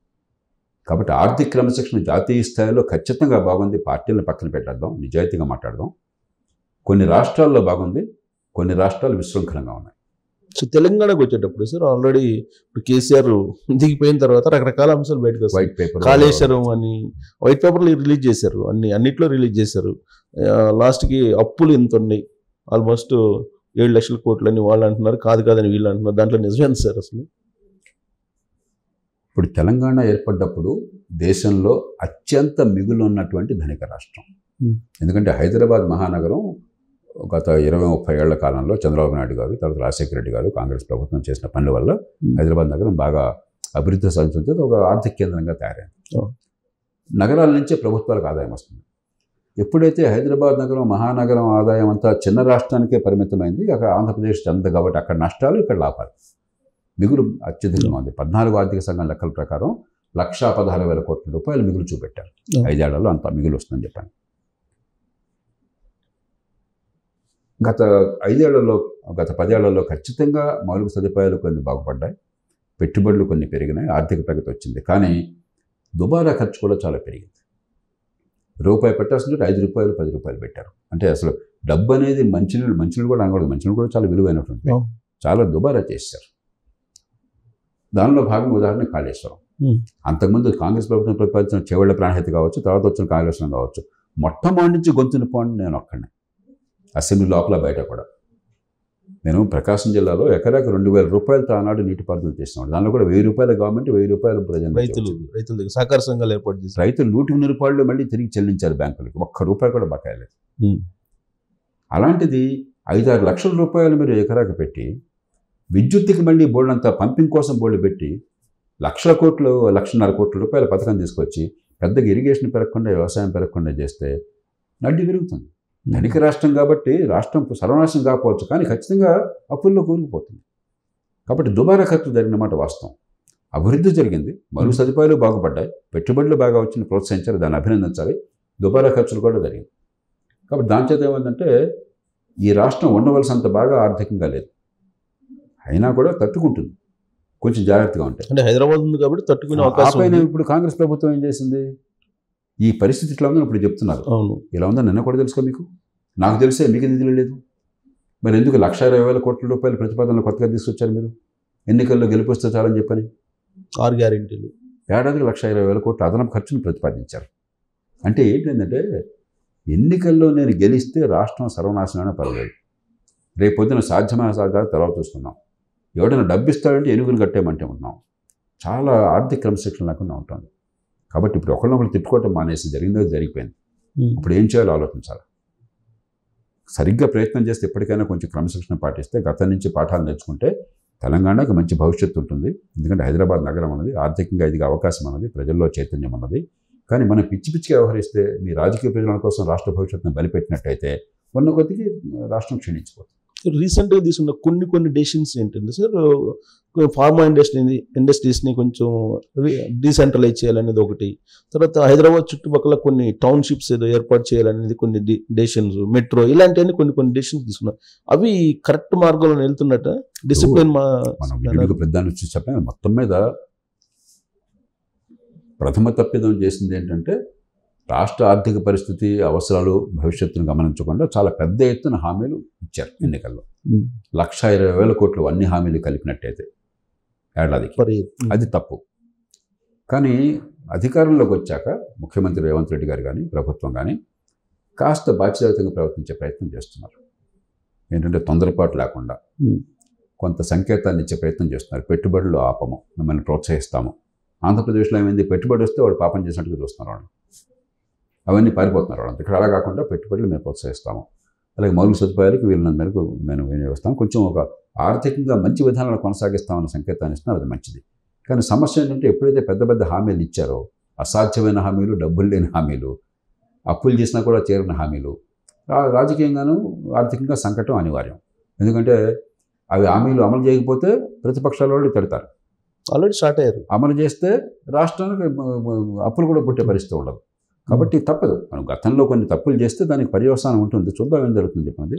అందుకని నేను చెప్పేది ఎన్నికలు అయిపోయినాయి, ఇప్పుడు సాధ్యాసాధ్యాల పరిస్థితి చేతనైంది చేయండి, మిగతా పక్కన పెట్టండి, ప్రజలు నిజాయితీగా చెప్పండి, రాష్ట్ర భవిష్యత్తుని కాపాడండి, అది మంచి పద్ధతి. అది మీరు నేను అంటాం, రాజకీయ ప్రత్యర్థులు అట్లా అంటారు కదా, మీరు నన్ను ఓడించారు, ఇవన్నీ చెప్పారు, చేయకపోతే నువ్వు తప్పదు. మరి ప్రజాస్వామ్యంలో ఇవన్నీ అనివార్యము, కాబట్టి చూద్దాం. రెండోది ఏంటంటే ప్రభుత్వం డబ్బు ఖర్చు లేకుండా పరిస్థితులు బాగు చేసే అవకాశాలు చాలా ఉన్నాయి. విద్య ఉన్నది, పెద్దగా ఖర్చు అదనంగా లేకుండా విద్యా ప్రమాణాలు బ్రహ్మాండంగా పెంచవచ్చు. విద్యా ప్రమాణాలు పరమ నాసిగా ఉన్నాయి, పరమ దారుణంగా ఉన్నాయి. రాత్రి 9:30కి నిద్రపోయేవయ్యా, పొద్దున్న 5:30కి లేచావు, ఎన్ని గంటలు పడుకున్నావు అంటే 18 ఏళ్ల వయసులో 100కి 60-70 మంది చెప్పలేకపోతున్నారు ఈ చిన్న పని. ఎందుకు పనికొస్తారు మార్కెట్లో? ఇంకా ఎలాంటి ఉపాధికి పనికొస్తారు? ఏ ఉత్పత్తి చేయగలుగుతారు? కాదా, పిల్లలు తప్పు కాదు, చండాలపు విద్యను ఇస్తున్నాం మనం, విద్య పేరుతో డబ్బులు ఖర్చు అవుతున్నాయి మళ్ళీ. కాబట్టి విద్య కొద్దిగా బుద్ధి ఉపయోగిస్తే పైసా అదనపు ఖర్చు లేకుండా బ్రహ్మాండంగా విద్యా ప్రమాణాలు పెంచవచ్చు, దాంతో నైపుణ్యం వస్తుంది, ఉపాధి కల్పన జరుగుతుంది, ఆర్థికంగా పెరుగుతాం. అలాగే ఆరోగ్యం కొద్దిపాటి ఖర్చు ఆరోగ్యాన్ని బ్రహ్మాండంగా బాగు చేయవచ్చు. అలాగే చట్టబద్ధ పాలన కావచ్చు, మిగతా కావచ్చు, డబ్బు ఖర్చు లేకుండా చాలా మంచి చేసే అవకాశాలు ఉన్నాయి, దాని మీద దృష్టి పెట్టాలి. సో ఇక రిపేర్ చేయలేనటువంటి రాష్ట్రం ఆంధ్రప్రదేశ్ అనేది ఎక్కువ మంది అంటూ ఉంటారు. ఆంధ్రప్రదేశ్ నిరాశావాదాన్ని ప్రోత్సహించడం, ఆంధ్రప్రదేశ్ ఖచ్చితంగా సంకటంలో ఉన్నమాట వాస్తవం. ఒక పక్కన రాష్ట్ర విభజన వల్ల ఆర్థిక వనరులు నష్టపోవడం, మరి నాన్న తంటాలు పడేదో కొంత ప్రయత్నం చేస్తుంటే జరుగుతున్న మంచి మొత్తాన్ని కూడా ఆపేయటం, ఒక తుగ్గలకు లాంటి పాలన రావటం, పెట్టుబడిని ప్రోత్సహించకుండా ఉండటం, మౌలిక సదుపాయాల మీద దృష్టి పెట్టకుండా పూర్తిగా సంక్షేమం మీదే దృష్టి పెట్టడం, ఇవన్నీ కూడా రాష్ట్రంలో చాలా నష్టానికి దారితీసినమాట వాస్తవం. అదివరకు రాజశేఖర రెడ్డి గారు ఏం చేశారు, ఆయన చంద్రబాబు నాయుడు గారు చేసినవన్నీ కూడా ఆయన ఓన్ చేసుకుని మరింత సమర్థంగా చేసి నేను బాగా చేశానని చెప్పుకున్నాడు. అక్కడి నుంచి వెళ్ళారు. అదే సమయంలో సంక్షేమాన్ని చేసుకున్నారు, రెంటిని సమతూకాన్ని పాటించారు. ఇక్కడ తెలంగాణలో కేసీఆర్ ప్రభుత్వం వచ్చిన తర్వాత మళ్ళీ గతంలో చేసిన పనులన్నీ కూడా ఓన్ చేసుకుని మరింత హైదరాబాద్లో కానీ చుట్టుపక్కల కానీ మరింత మౌలిక సదుపాయాలు బాగు చేసి పెట్టుబడులు పెంచి మేము ఇంకా బాగా చేసామని సగర్వంగా చెప్పుకోగలిగారు. అది విజ్ఞుల పాలన. అలా కాకుండా మీరేం చేసినా నేను సమాధి చేస్తాను, దాన్ని మార్చేస్తాను అంటే తుగ్లక్ పాలన. అలాగే పెట్టుబడులు వస్తే వాళ్ళని చావగొడతాను, వాళ్ళని ఏడిపిస్తాను, పాపం చేసినట్టుగా వాళ్ళని భావించేట్టు చేస్తాను, పారిపోయేట్టు చేస్తాను, ఇది ముందు చూపున్న పాలన కాదు. కాబట్టి ఖచ్చితంగా నష్టపోయినమాట వాస్తవమే, కానీ ఏది కూడా ఇక నాశనం అయిపోయింది బాగుపడిందనేది నేను ఒప్పుకోను. పంథా మార్చుకుంటే తెలుగు ప్రజల్లో, ఆంధ్రప్రదేశ్ ప్రజల్లో బోడంత వివేకం ఉన్నది, పెరగాలన్న తపన ఉంది. ఆ తల్లిదండ్రులు మా పిల్లలు బాగుపడాలని కోరుకుంటున్నారు. ప్రతి కుటుంబం కూడా నా కుటుంబం ఉన్నతి కావాలని కోరుకుంటోంది. అక్కడ తెలివితేటలు ఉన్నాయి, చదువు ఉంది, చదువు ప్రమాణాలు బాగోపోయినా కూడా ఎంతో కొంత చదువుకోవాలని తహతహ ఉంది, ఎంటర్ప్రెన్యూరియల్ జీల్ ఉన్నది. కాబట్టి దానికి ఇప్పుడైనా పొరపాట్లు సవరించినట్టయితే కొంచెం నష్టపోతాం, జరిగిందా నష్టం జరుగుతుంది, కానీ దాని నుంచి బయటపడగలం. ఆ ధైర్యంతో ముందుకు వెళ్ళాలి, కానీ నాశనం అయిపోయిందంటే ఇంక గొడవ ఎందుకు?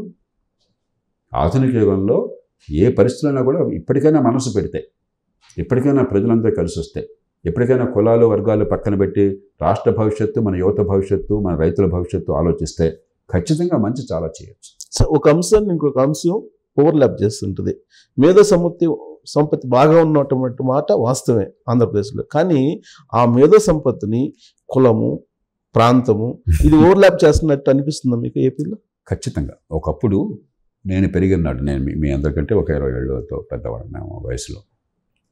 నేను పెరిగిన కాలంలో కులాలు అప్పుడే ఉన్నాయి, ఇప్పుడు కులాలు కొత్తగా వచ్చినాయి కాదు.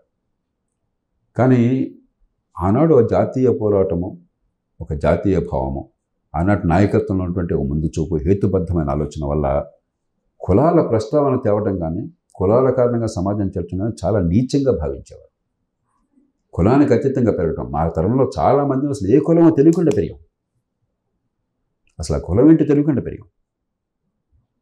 అలాంటిది ఈవేళ మరింత ముందుకెళ్లాల్సింది పోయి ప్రతి చోట కులం, వర్గం, పార్టీ, వీటిని ఒక భయంకరమైన సమస్యలుగా తయారు చేసి ప్రజల బుర్రల్లో పూర్తిగా ప్రవేశింపజేసి ఆలోచన చంపేశారు.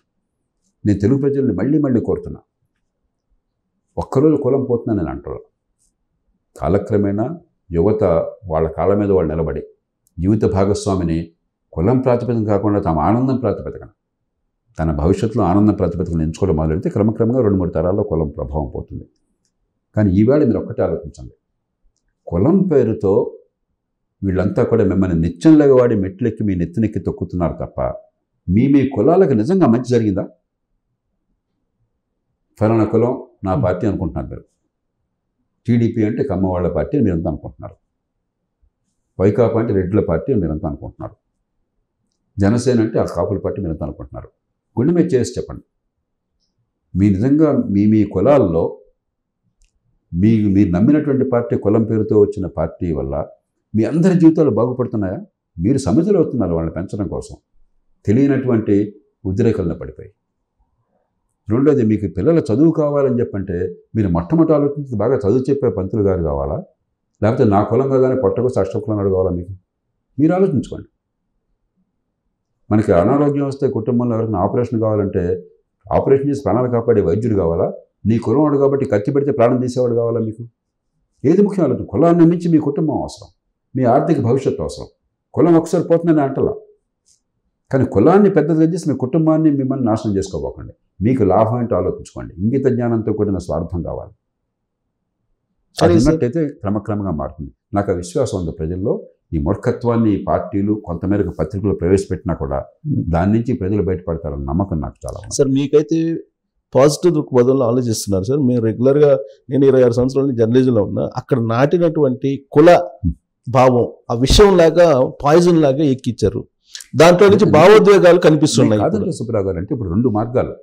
ఒకటి ఎంత నాశనం అయిపోయింది, సన్యాసం తీసుకోవటం, లేకపోతే ఆత్మహత్య చేసుకోవటం, లేకపోతే ఏ పరిస్థితుల్లో ఉన్నా కూడా దీని నుంచి బయటపడగలన్న ఆత్మవిశ్వాసంతో ఉన్న అవకాశాలు ఉపయోగించుకోవటం. ఒకప్పుడు ఏమీ అవకాశాలు లేని ప్రపంచంలో ఇవాళ ఎన్ని అవకాశాలు ఉన్నాయి. ఒకప్పుడు టెలిఫోన్ చేసుకోవాలంటే మా చిన్నప్పుడు మా ఊరు మొత్తంలో ఒక టెలిఫోన్ ఉండేది. అది కోఆపరేటివ్ రైస్ మిల్ ఒకటి పెట్టారు. మా ఊరి సర్పంచ్ గారు పెద్ద మనుషులు అంతా దాని మీద ఉన్నారు. అక్కడ ఒక ఫోన్ ఉండేది, దూరం నుంచి చూసేవాడు. ఇవాళ ఫోన్ లేని వాళ్ళు ఏ గ్రామంలో ఎవరు ఉన్నారా? ఇవాళ అందరికీ ఆల్మోస్ట్ మార్కెట్ అమ్ముకోవాలంటే, మీరు చేసిన ఉత్పత్తి అమ్ముకోవాలంటే అసలు మార్కెట్ ఏ రేటు మీకు తెలిసేది కాదు. ఆ ఊళ్ళో ఉన్న షావుకారు ఏ రేటు చెప్తే ఆ రేటు కమ్మాలి. ఇవాళ ప్రపంచం అంతా ఎక్కడుందో మీరు టకాన్ని తెలుసుకోగలుగుతున్నారు కదా. వర్షం ఎప్పుడు వస్తుంది కూడా. కాబట్టి మీకు సమస్య ఉన్నట్టుగా అవకాశాలు కూడా పెరిగింది, టెక్నాలజీ పెరిగింది. పూర్వం అసలు ఈ గంట సేపు మనకు రికార్డింగ్ జరుగుతుంటే 10 సార్లు కరెంట్ పోయి ఉండేది. ఇవాళ కరెంట్ పోతే ఆశ్చర్యంగా చూస్తున్నాం. కాబట్టి మనం బాధలు చూస్తున్నాం, బాధలు లేవని నేను అంటలా, చాలా తప్పు. అవకాశాలను కూడా చూడండి. మనిషి మేధస్సు ఎప్పుడు కూడా అవకాశాలను ఉపయోగించుకొని బాధల నుంచి బయటపడాలి. కానీ బాధలను చూసి మునిగిపోయి కన్నీళ్లు కార్చి అవకాశాలను ఎదుర్కోవడం అనేది విజ్ఞాన లక్షణం కాదు. ఏ స్థాయికి వెళ్ళిపోయిందంటే సార్, అది మీరు చెప్తున్నారు, విఘ్నతగా ఆలోచించండి, భావోద్వేగాలకు గురి కావద్దని మీరు చెప్తున్నారు. దానికి కూడా కులాన్ని ఆపాదించేటువంటి పరిస్థితికి వచ్చింది అని అంటే అది మనం 100కి 100 మందిని మనసుల్ని మార్చలేం. మీలో విశ్వసనీయత ఉంటే, మీలో చిత్తశుద్ధి ఉంటే, మీలో సమాజానికి మంచి చేసినటువంటి ధైర్యం ఉంటే, ప్రజలకు మీ మీద ఆ నమ్మకం ఉంటే 100కి 70-80 మంది ఖచ్చితంగా మంచి మాటకి, మంచి ఆలోచనకి, వాళ్ళ పనికొచ్చేదైనప్పుడు దానికి ఆ మార్గాన్ని పెడతారు. 5-10 మంది మూర్ఖులు అయి ఉండి వాళ్ళ వేళతో వాళ్ళ కళ్ళు పొడుచుకున్న వాళ్ళు ఉంటే అనుభవం నుంచి నేర్చుకుని తర్వాత బయటపడతారు. కాబట్టి మనం పాపులారిటీ కాంటెస్ట్లో లేము మనం. ఇది మన సమాజం. ఈ సమాజం నుంచి మనం పుట్టాం. ఈ సమాజం మనకు బోల్డ్ అన్న అవకాశాలు ఇచ్చింది. ఒక సామాన్యంలో ఉన్న వాళ్ళని ఇంత పెంచింది. ఒక మంచి సమాజం చూడాలని కలగంటున్నాం మనం. మరి దానికి అనుగుణంగా హేతుబద్ధంగా ఆలోచిస్తున్నాం. దీనిలో కులం అక్కర్లేదు, మతం అక్కర్లేదు, ప్రాంతం అక్కర్లేదు. చెప్పేది వాస్తవమా కాదా, చెప్పేది హేతుబద్ధమా, తార్కికంగా ఉందా, మన అనుభవం ఇది బాగుందని చెప్తుందా కాదా, ఇది కనుక సరిగ్గా ఉంటే ఖచ్చితంగా సమాజం కదులుతుంది. కొంచెం ఆలస్యమైనా కూడా మంచి జరుగుతుంది. భౌగోళికంగా ఆంధ్రప్రదేశ్ గురించి మీకు బాగా తెలుసు. అక్కడ ప్రాంతీయవాదం అనేది పెంచి పోషిస్తున్నట్టు కనిపిస్తుంది.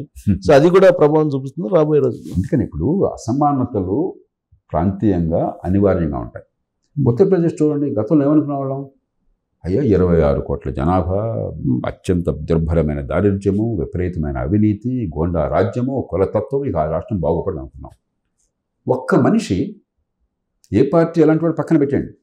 ఒక్క మనిషి ఈవేళ ఒక 5-6 ఏళ్ల కాలంలో ఉత్తరప్రదేశ్కి ఒక అద్భుతమైన మార్గాన్ని చూపెట్టగలుగుతున్నాడు. ఇవాళ ఎక్కడ చూసి ఉత్తరప్రదేశ్లో ఇన్ఫ్రాస్ట్రక్చర్ ఎలా పెరుగుతుంది, పెట్టుబడి ఎట్లా వస్తున్నాయి. ఇందాక చెప్పాను 74,000 కోట్ల రూపాయలు మిగులున్నది రెవెన్యూలో. దేశంలో మిగతా అన్ని రాష్ట్రాలు కలిపితే కూడా రెవెన్యూ మిగులు అంత లేదు. రెవెన్యూ లోటు కూడా చూస్తే అంత లోటే ఉంది. ఒక నిరుపేద రాష్ట్రం, వెనకబడ్డ రాష్ట్రం అన్ని రకాలుగా. అట్లాగే ఒరిస్సా ఎవరు అభివృద్ధి చెందిన రాష్ట్రంగా అనుకోలే. గతంలో చాలా వెనుకబడ్డ రాష్ట్రంలో భావించేవాళ్ళు. 26,000 కోట్ల రూపాయల మిగులు. అదే సమయంలో రాజకీయంగా ప్రజల మన్నన పొందుతున్నారు. వీళ్ళు ఆర్థికంగా మంచి పని చేస్తున్నారు, జీవితాలను పెంచుతున్నారు, రాజకీయంగా కూడా మన్నన పొందుతున్నారు. మంచి నాయకత్వం ఉంటే, దూరదృష్టిలో నాయకత్వం ఉంటే, వ్యక్తిగత స్వార్థం లేకుండా సమాజం కోసం ఆలోచించే నాయకత్వం ఉంటే ఇంత దుర్భర పరిస్థితుల్లో కూడా సాధ్యమే. అలాంటిది ఒక ఉత్తరప్రదేశ్ సాధ్యమైతే, ఒక ఒరిస్సాలో సాధ్యమైతే, ఇంత చరిత్ర ఉండి, ఇంత నాగరికత ఉండి, ఇంత విద్య ఉండి, ఇంత విద్వత్తు ఉండి ఆంధ్రప్రదేశ్లో సాధ్యం కాదు. 100% సాధ్యం. అది ఈజీ అని నేను అంటలా, సాధ్యం. నా జీవితం నేర్పిన పాఠం అది. నేను ప్రకాశం జిల్లా కలెక్టర్గా వెళ్ళినప్పుడు 23వ స్థానంలో ఉండేది జిల్లా. ఎప్పుడు చెప్పేవాళ్ళు కథ చెప్పేవాళ్ళు. ఇప్పుడు నాకు బ్రహ్మాండ రెడ్డి గారు ఆ జిల్లా ఏర్పాటు చేశాక తిరిగి వెళితే రావణాసుడి కష్టంలో ఉంది ఈ జిల్లా. గుంటూరు జిల్లా వెనకబడ్డ ప్రాంతం, నెల్లూరు జిల్లా వెనకబడ్డ ప్రాంతం, కర్నూలు జిల్లా వెనకబడ్డ ప్రాంతం తీసుకొచ్చి పెట్టామన్నాడు. 9 నెలల్లో రాష్ట్రంలో నెంబర్ 1 స్థానానికి తీసుకొచ్చాను నేను. ప్రతి ఇండికేటర్లో కూడా 2 లక్షల ఎకరాల నీటిపారుదల రైతులంతా ముందుకు వచ్చి చేసుకున్నారు. మీరు సరైన మార్గం చూపెడితే మన ప్రజల్లో అద్భుతమైన శక్తి ఉన్నది. ఆ శక్తిని బయటకు తీయాలి, ఆత్మవిశ్వాసాన్ని పెంచాలి, సరైన మార్గాన్ని చూపెట్టాలి. కానీ ఇవాళ ప్రచారం సార్ పెత్తనందాలకి, పేదలకి, ధనికులకి మధ్య అని చెప్పి ఈ వేరియేషన్ తీసుకొస్తున్నారు. పేదలకి, ధనవంతులకి మధ్య ప్రమాదకరమైనటువంటి చర్చ, ప్రమాదకరమైనటువంటి ఈ పోలరైజేషన్. సమాజంలో ప్రతి ఒక్కళ్ళకి అవకాశాలు పెంచే వ్యవస్థ కావాలి, కానీ మీరు కష్టపడి మీరు పెరిగితే మీ మీద ద్వేషాన్ని పెంచే వ్యవస్థను తీసుకొస్తే సమాజం అల్లకల్లమవుతుంది. కమ్యూనిస్ట్ దేశాలు ఏమైనా, ఒక రష్యా కానీ, ఒక ఉత్తర కొరియా కానీ, లేకపోతే ఆనాటి కమ్యూనిస్ట్ కానీ పూర్తిగా ఎందుకు పతనం అయిపోయినాయి? అనూహ్యంగా చాలా స్వల్పకాలం ఎందుకని గోడలు బదులైపోయినాయి? మీరు అందరినీ పెంచే ప్రయత్నం చేయకుండా, సృజనశక్తిని పెంచకుండా, ఉత్పాదకతని పెంచకుండా, పోటీని పెంచకుండా ద్వేషాన్ని పెంచారు, అసూయని పెంచారు. వాడి తలకాయలు తీసేశారు. దేశం సర్వనాశనం అయిపోయింది. తూర్పు జర్మనీ పశ్చిమ జర్మనీ చూడడం ఏందో. ఎవరన్నా పశ్చిమ జర్మనీ నుంచి తూర్పు జర్మనీకి పోవాలని చెప్పిన ప్రాణం కోల్పోవడం ఒక్కడున్నాడా? తూర్పు జర్మనీ నుంచి పశ్చిమ జర్మనీ పరిపోవాలని చెప్పిన అక్కడ బెర్లిన్ వాళ్ళు కట్టినా కూడా కొన్ని వేల మంది ప్రాణాలు కోల్పోయారు. ఇప్పుడు ఉత్తర కొరియా, దక్షిణ కొరియా చూడండి. ఎవడన్నా దక్షిణ కొరియా నుంచి ఉత్తర కొరియాకి వెళ్ళాలని కోరుకుంటున్నారా? ఉత్తర కొరియా నుంచి పరిపాలన కోరుకుంటున్నారు. కాబట్టి ఇవన్నీ ప్రపంచం చూసింది. అసూయతోనో ద్వేషంతోనో కాదు. నిజాయితీగా సంపాదిస్తే డబ్బు అంటే ఏమిటి? సంపద సృష్టి. డబ్బు అంటే నోట్లు గుద్దేసేది కాదు. నిజాయితీగా సంపాదిస్తే, దోచుకున్న డబ్బు అవినీతి డబ్బు కాదు. నిజాయితీగా సంపాదిస్తే వాళ్ళు సమాజానికి మేలు చేశారు. యాపిల్ కంపెనీ వాడు ఉన్నాడు, అపర కోటీశ్వరులు అయినారు. కానీ మనకి యాపిల్ ఫోన్ మనం కావాలనుకుంటున్నాం, కానీ బలవంతంగా కొనిపించాడు వాడు. అది కదా మనకు లాభం ఉందని కొంటున్నాగా. అది కాకపోతే ఇంకోటి కొనుక్కోవచ్చుగా మనం. అంచేత సమాజానికి పనికొచ్చే వస్తువుల్ని, సేవల్ని ఉత్పత్తి చేసి కొందరు ఎదిగితే అది మనం గర్వంగా భావించాలి. వాళ్ళని స్ఫూర్తిగా తీసుకోవాలి, కానీ వాళ్ళని ద్వేషించడమో, అసూయ పెంచడమో, ఇదేదో కాస్త పెరిగిన వాళ్ళకి పెరగిన వాళ్ళకి మధ్య తేడా. ఎవరైనా పెరగలరు. మనం అందరూ సామాన్య కుటుంబాల నుంచి వచ్చాం. ఎవరైనా సరే మన దగ్గరకు వచ్చి నేను నీకంటే పెద్దవాళ్ళని చెప్పుకోమనండి. బోర్డు డబ్బులుంటే ఉండొచ్చు, చెప్పమనండి. ఎలా చెప్తారు? మన మేధస్సు వికసిస్తే, మన క్రమశిక్షణ ఉన్నట్టయితే ఎవరితోనే పోటీ పడగలం, ఏ స్థాయికి రాగలం. కాబట్టి ప్రభుత్వం చేయాల్సింది ఆ మేధస్సు వికసించి ఏర్పాటు చేయటం, ఆరోగ్యాన్ని పెంచి ఏర్పాటు చేయటం, అవకాశాలను అందించడం, ఎదిగే అవకాశాలు కల్పించడం. అంతేగాని వాడు పెద్దవాడు రా, వాడిని చంపేద్దాం, వాడిని నరికేద్దాం, లేదా వాడి మీద ద్వేషం పెంచుకుందాం, ఇది మూర్ఖులు చేసే పని. సో ఈజ్ ఆఫ్ డూయింగ్ బిజినెస్లో మేము ముందున్నాం అని చెప్పి ఇంకో ప్రచారం చేస్తున్నారు ఆంధ్రప్రదేశ్లో. ఒకవైపు ఏమో కంపెనీలు వెళ్ళిపోతున్నాయి. నిజంగా ముందుంటే సంతోషపడదాం. మనం చూడాల్సింది పెట్టుబడులు ఏ మేరకు వస్తున్నాయి. పెట్టుబడి పెట్టిన వాళ్ళు కన్నీళ్లు కారుస్తున్నారు, సంతోషంగా ఉన్నారు. ఈ 2 విషయాల్లో వాస్తవం ఏంటో మనందరికీ తెలుసు. ఈ పార్టీ ఆ పార్టీ పక్కన పెట్టడం. ఎన్నో ఏళ్ల క్రితం ఇక్కడికి వచ్చి, ఆంధ్రప్రదేశ్కి వచ్చి, పరిశ్రమలు లేని వాతావరణంలో, ఆర్థిక సరళీకరణ లేని కాలంలో పరిశ్రమలు పెట్టి రిస్క్ తీసుకుని మన రాష్ట్రం కోసం చేద్దామని వచ్చిన వాళ్ళు కన్నీళ్ళు తెప్పించారు. ఇతర రాష్ట్రాలకు పరిపోయేట్టు చేస్తున్నారు. ఈ మధ్యకాలంలో వచ్చిన వాళ్ళు ఎందుకు వచ్చానని కన్నీళ్ళు ఖర్చు ఏర్పాటు చేశారు. కొత్త వాడు రాకుండా చేశారు. కాబట్టి నిజంగా కనుక మనసు మారి రాష్ట్రంలో పెట్టుబడులు పెంచే ఏర్పాటు ఉంటే, రాష్ట్రంలో ఈ సంక్షేమాన్ని అభివృద్ధిని సమతూకాన్ని పాటిస్తే రాష్ట్రంలో మరుగు సదుపాయాలను పెంచితే చాలా సంతోషించాలి మనం. రాజకీయ పార్టీలు ఎవరైనా సరే మంచి చేస్తే మనం సంతోషించాలి, మంచి చేయాలని కోరుకోవాలి, మాటలు కాకుండా చేతల్లో చూపెట్టాలి. సార్ ఇప్పుడు అక్కడ ఆంధ్రప్రదేశ్ పరిస్థితి చూస్తే నేను అంటే రీసెంట్గా తిరుమల వెళ్ళినప్పుడు నాకు ఫేస్ అయినటువంటి వాళ్ళు చెప్పినటువంటి మాట నాతో క్యాజువల్గా మాట్లాడిన తర్వాత నేను జర్నలిస్ట్ అని తెలుసుకొని మీరు రికార్డ్ చేయలేదు కదా సార్ అని అంత భయపడ్డారు. అంటే మీరు ఏదైతే రూల్ ఆఫ్ లా అనేది ఉందో అది అక్కడ లేదు అనే భావన, వాళ్ళు అక్కడ ప్యానిక్ సిచ్యువేషన్లో ఉన్నట్టు నాకు అనిపిస్తుంది. వాస్తవం నిజం చెప్పాలంటే దేశం మొత్తంలో కూడా చట్టబద్ధ పాలన సరిగ్గా లేదు. కానీ ఆంధ్రప్రదేశ్లో మాంసం తింటున్నాం కదా బౌకులు కూడా మెడలో వేసుకున్న పరిస్థితి వచ్చింది. ఒక గీత దాటిపోతున్నారు, మరీ బరి తెగిస్తున్నారు. ఇప్పుడు దేశంలో ఎక్కడ చట్టబద్ధ పాలన సరిగ్గా లేదు. మనం నిజాయితీగా మాట్లాడుకున్నాం. ఏ ప్రభుత్వం ఏ పార్టీ ఉన్నా కూడా బడితో వాడిదే బరి అన్న లోకంలో ఉన్నాం. దాన్ని మార్చాలి. కానీ కనీసం కొంత బిడియము, ఒక గీత దాటకూడదు అనేటువంటి ఒక సంస్కారం ఉండేది. అది కూడా పోయినప్పుడు ఈ భయం పెరుగుతుంది. ఆంధ్రప్రదేశ్లో నాకు అర్థమైనంత వరకు ఆ పరిస్థితి వస్తున్నది. ఆంధ్రప్రదేశ్ ఒక్కచోట చట్టబద్ధ పాలన లేకుండా నేను అంటలేదు, దేశంలో ఎక్కడ చట్టబద్ధ పాలన తీసుకుంటే కానీ ఇక్కడ శృతి మించిపోయింది. ఆ శృతి మించకుండా కాపాడాలి. దీర్ఘకాలంలో చట్టబద్ధ పాలన అన్ని చోట్ల పూర్తిగా పెంచాలి. ₹1 తీసుకున్నానని చెప్పి చెప్తున్నారు. ఆయనేమో గుంటూరు నుంచి తెనాలికి 28 కిలోమీటర్స్ హెలికాప్టర్లో వెళ్ళారు. అమరావతి అది 1 సెంట్ భూమి పంచడానికి 8 కిలోమీటర్స్ అక్కడి నుంచి హెలికాప్టర్లో వెళ్ళారు. ఇవాళ లేటెస్ట్ ఏంటంటే 2 హెలికాప్టర్స్ కావాలి ముఖ్యమంత్రికి, వాటి వైజాగ్లో ఇంకోటేమో విజయవాడలో పెట్టుకోవాలి అని చెప్పి ఆయన ఆల్రెడీ 300 కోట్లు ఏమో అది రెంట్ అవుతుందని చెప్పి లెక్కేసి చెప్తున్నారు. దీన్ని ఎలా చూడాలి సార్? నేను వివరాల్లోకి వెళ్ళను. ఎందుకంటే ఒక ప్రభుత్వం పరిపాలన కోసం, ప్రజల సంక్షేమం కోసం కొన్ని ప్రభుత్వంలో కీలకమైన అధికారులకు కానీ నాయకులకు కానీ సౌకర్యాలు ఇస్తే తప్పని నేను అనుకోవట్లేదు. కానీ 2 విషయాలు. రాచరిక స్వభావం ప్రభుత్వాల్లో అన్ని రాష్ట్రాల్లో, కొద్ది రాష్ట్రాల్లో కొంతమంది తప్ప బాగా పెరిగిపోయింది. ఒక నిజాం ప్రభువులాగా, ఒక మొఘల్ చక్రవర్తిలాగా ఎన్నికైనటువంటి నాయకులు భావించుకుంటున్నారు తమను తాము. ప్రభుత్వంలో మౌలికమైన ఏంటంటే ప్రజలకి మంచి పాలన అందించడం కోసం కావాల్సిన మేరకు ఖచ్చితంగా ఇప్పుడు ముఖ్యమంత్రి గారికో మంత్రి గారికో ఉన్నతాధికారికో ఏసీ కూడా లేకుండా ఎండల్లో పనిచేయమంటే ఆయన పని వల్ల ప్రజలకు ఫలితం రాదు. ఏసీ వద్దని మనం అంటల్లా, ఆయనకు ఒక పనికొచ్చే కారు వద్దని మనం అంటల్లా. మినిమం నీడ్స్ కాదన్న ఎవరు, ఆయన పని సమర్థంగా చేసేందుకు కావాల్సిన సదుపాయాలు ఇవ్వాలి.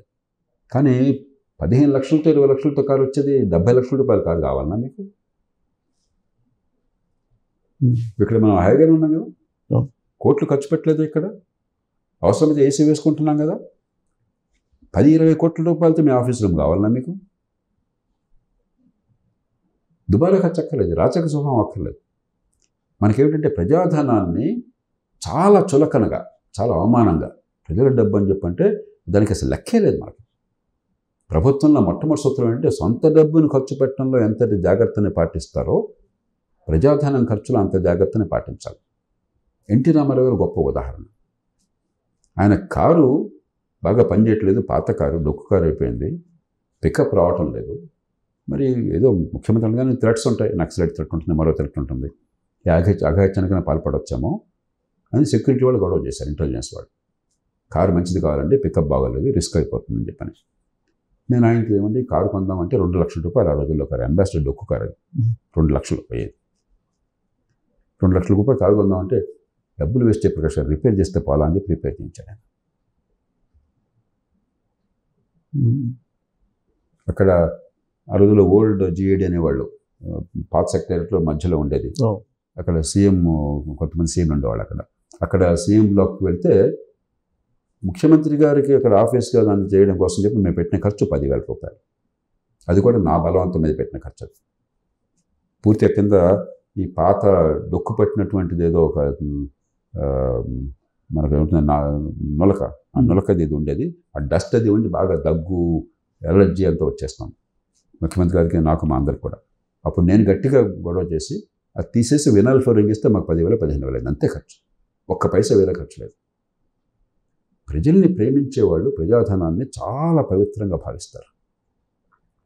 రాచరిక స్వభావం ఉన్నవాళ్ళు ప్రజాధనాన్ని సొంత డబ్బును కాపాడుకుని పెంచుకొని ప్రజాధనాన్ని దుబారా చేస్తారు. అవసరమైన మేర ఖచ్చితంగా ప్రజాధనాన్ని ప్రజల కోసం ఖర్చు పెట్టాలి. కానీ ప్రజాధనాన్ని సొంత అహంకారం కోసమో, కొంతమంది 500 కార్లతో వెనకాల ర్యాలీలు. ఎవడు బాబుగాడు సొమ్మండి ఇది? ఇదా ప్రజలు మీకు బాధ్యత ఇచ్చిన కారణం? కాబట్టి ఇది ఒక రాష్ట్రంలో కాదు, ఎక్కడున్నా సరే ప్రజలు నిరసించాలి. ఇది మన డబ్బు, కష్టించి పని చేసేవాళ్ళు, చెమటోడ్చి కష్టపడేవాళ్ళు, రెక్కాడితే కానీ డొక్కాడిన వాళ్ళు పన్నులు కడితే ఆ పన్నులతో మిమ్మల్ని పోషిస్తున్నారు. వాళ్ళు ఇచ్చిన ఓటుతో మీరు అక్కడ కూర్చున్నారు.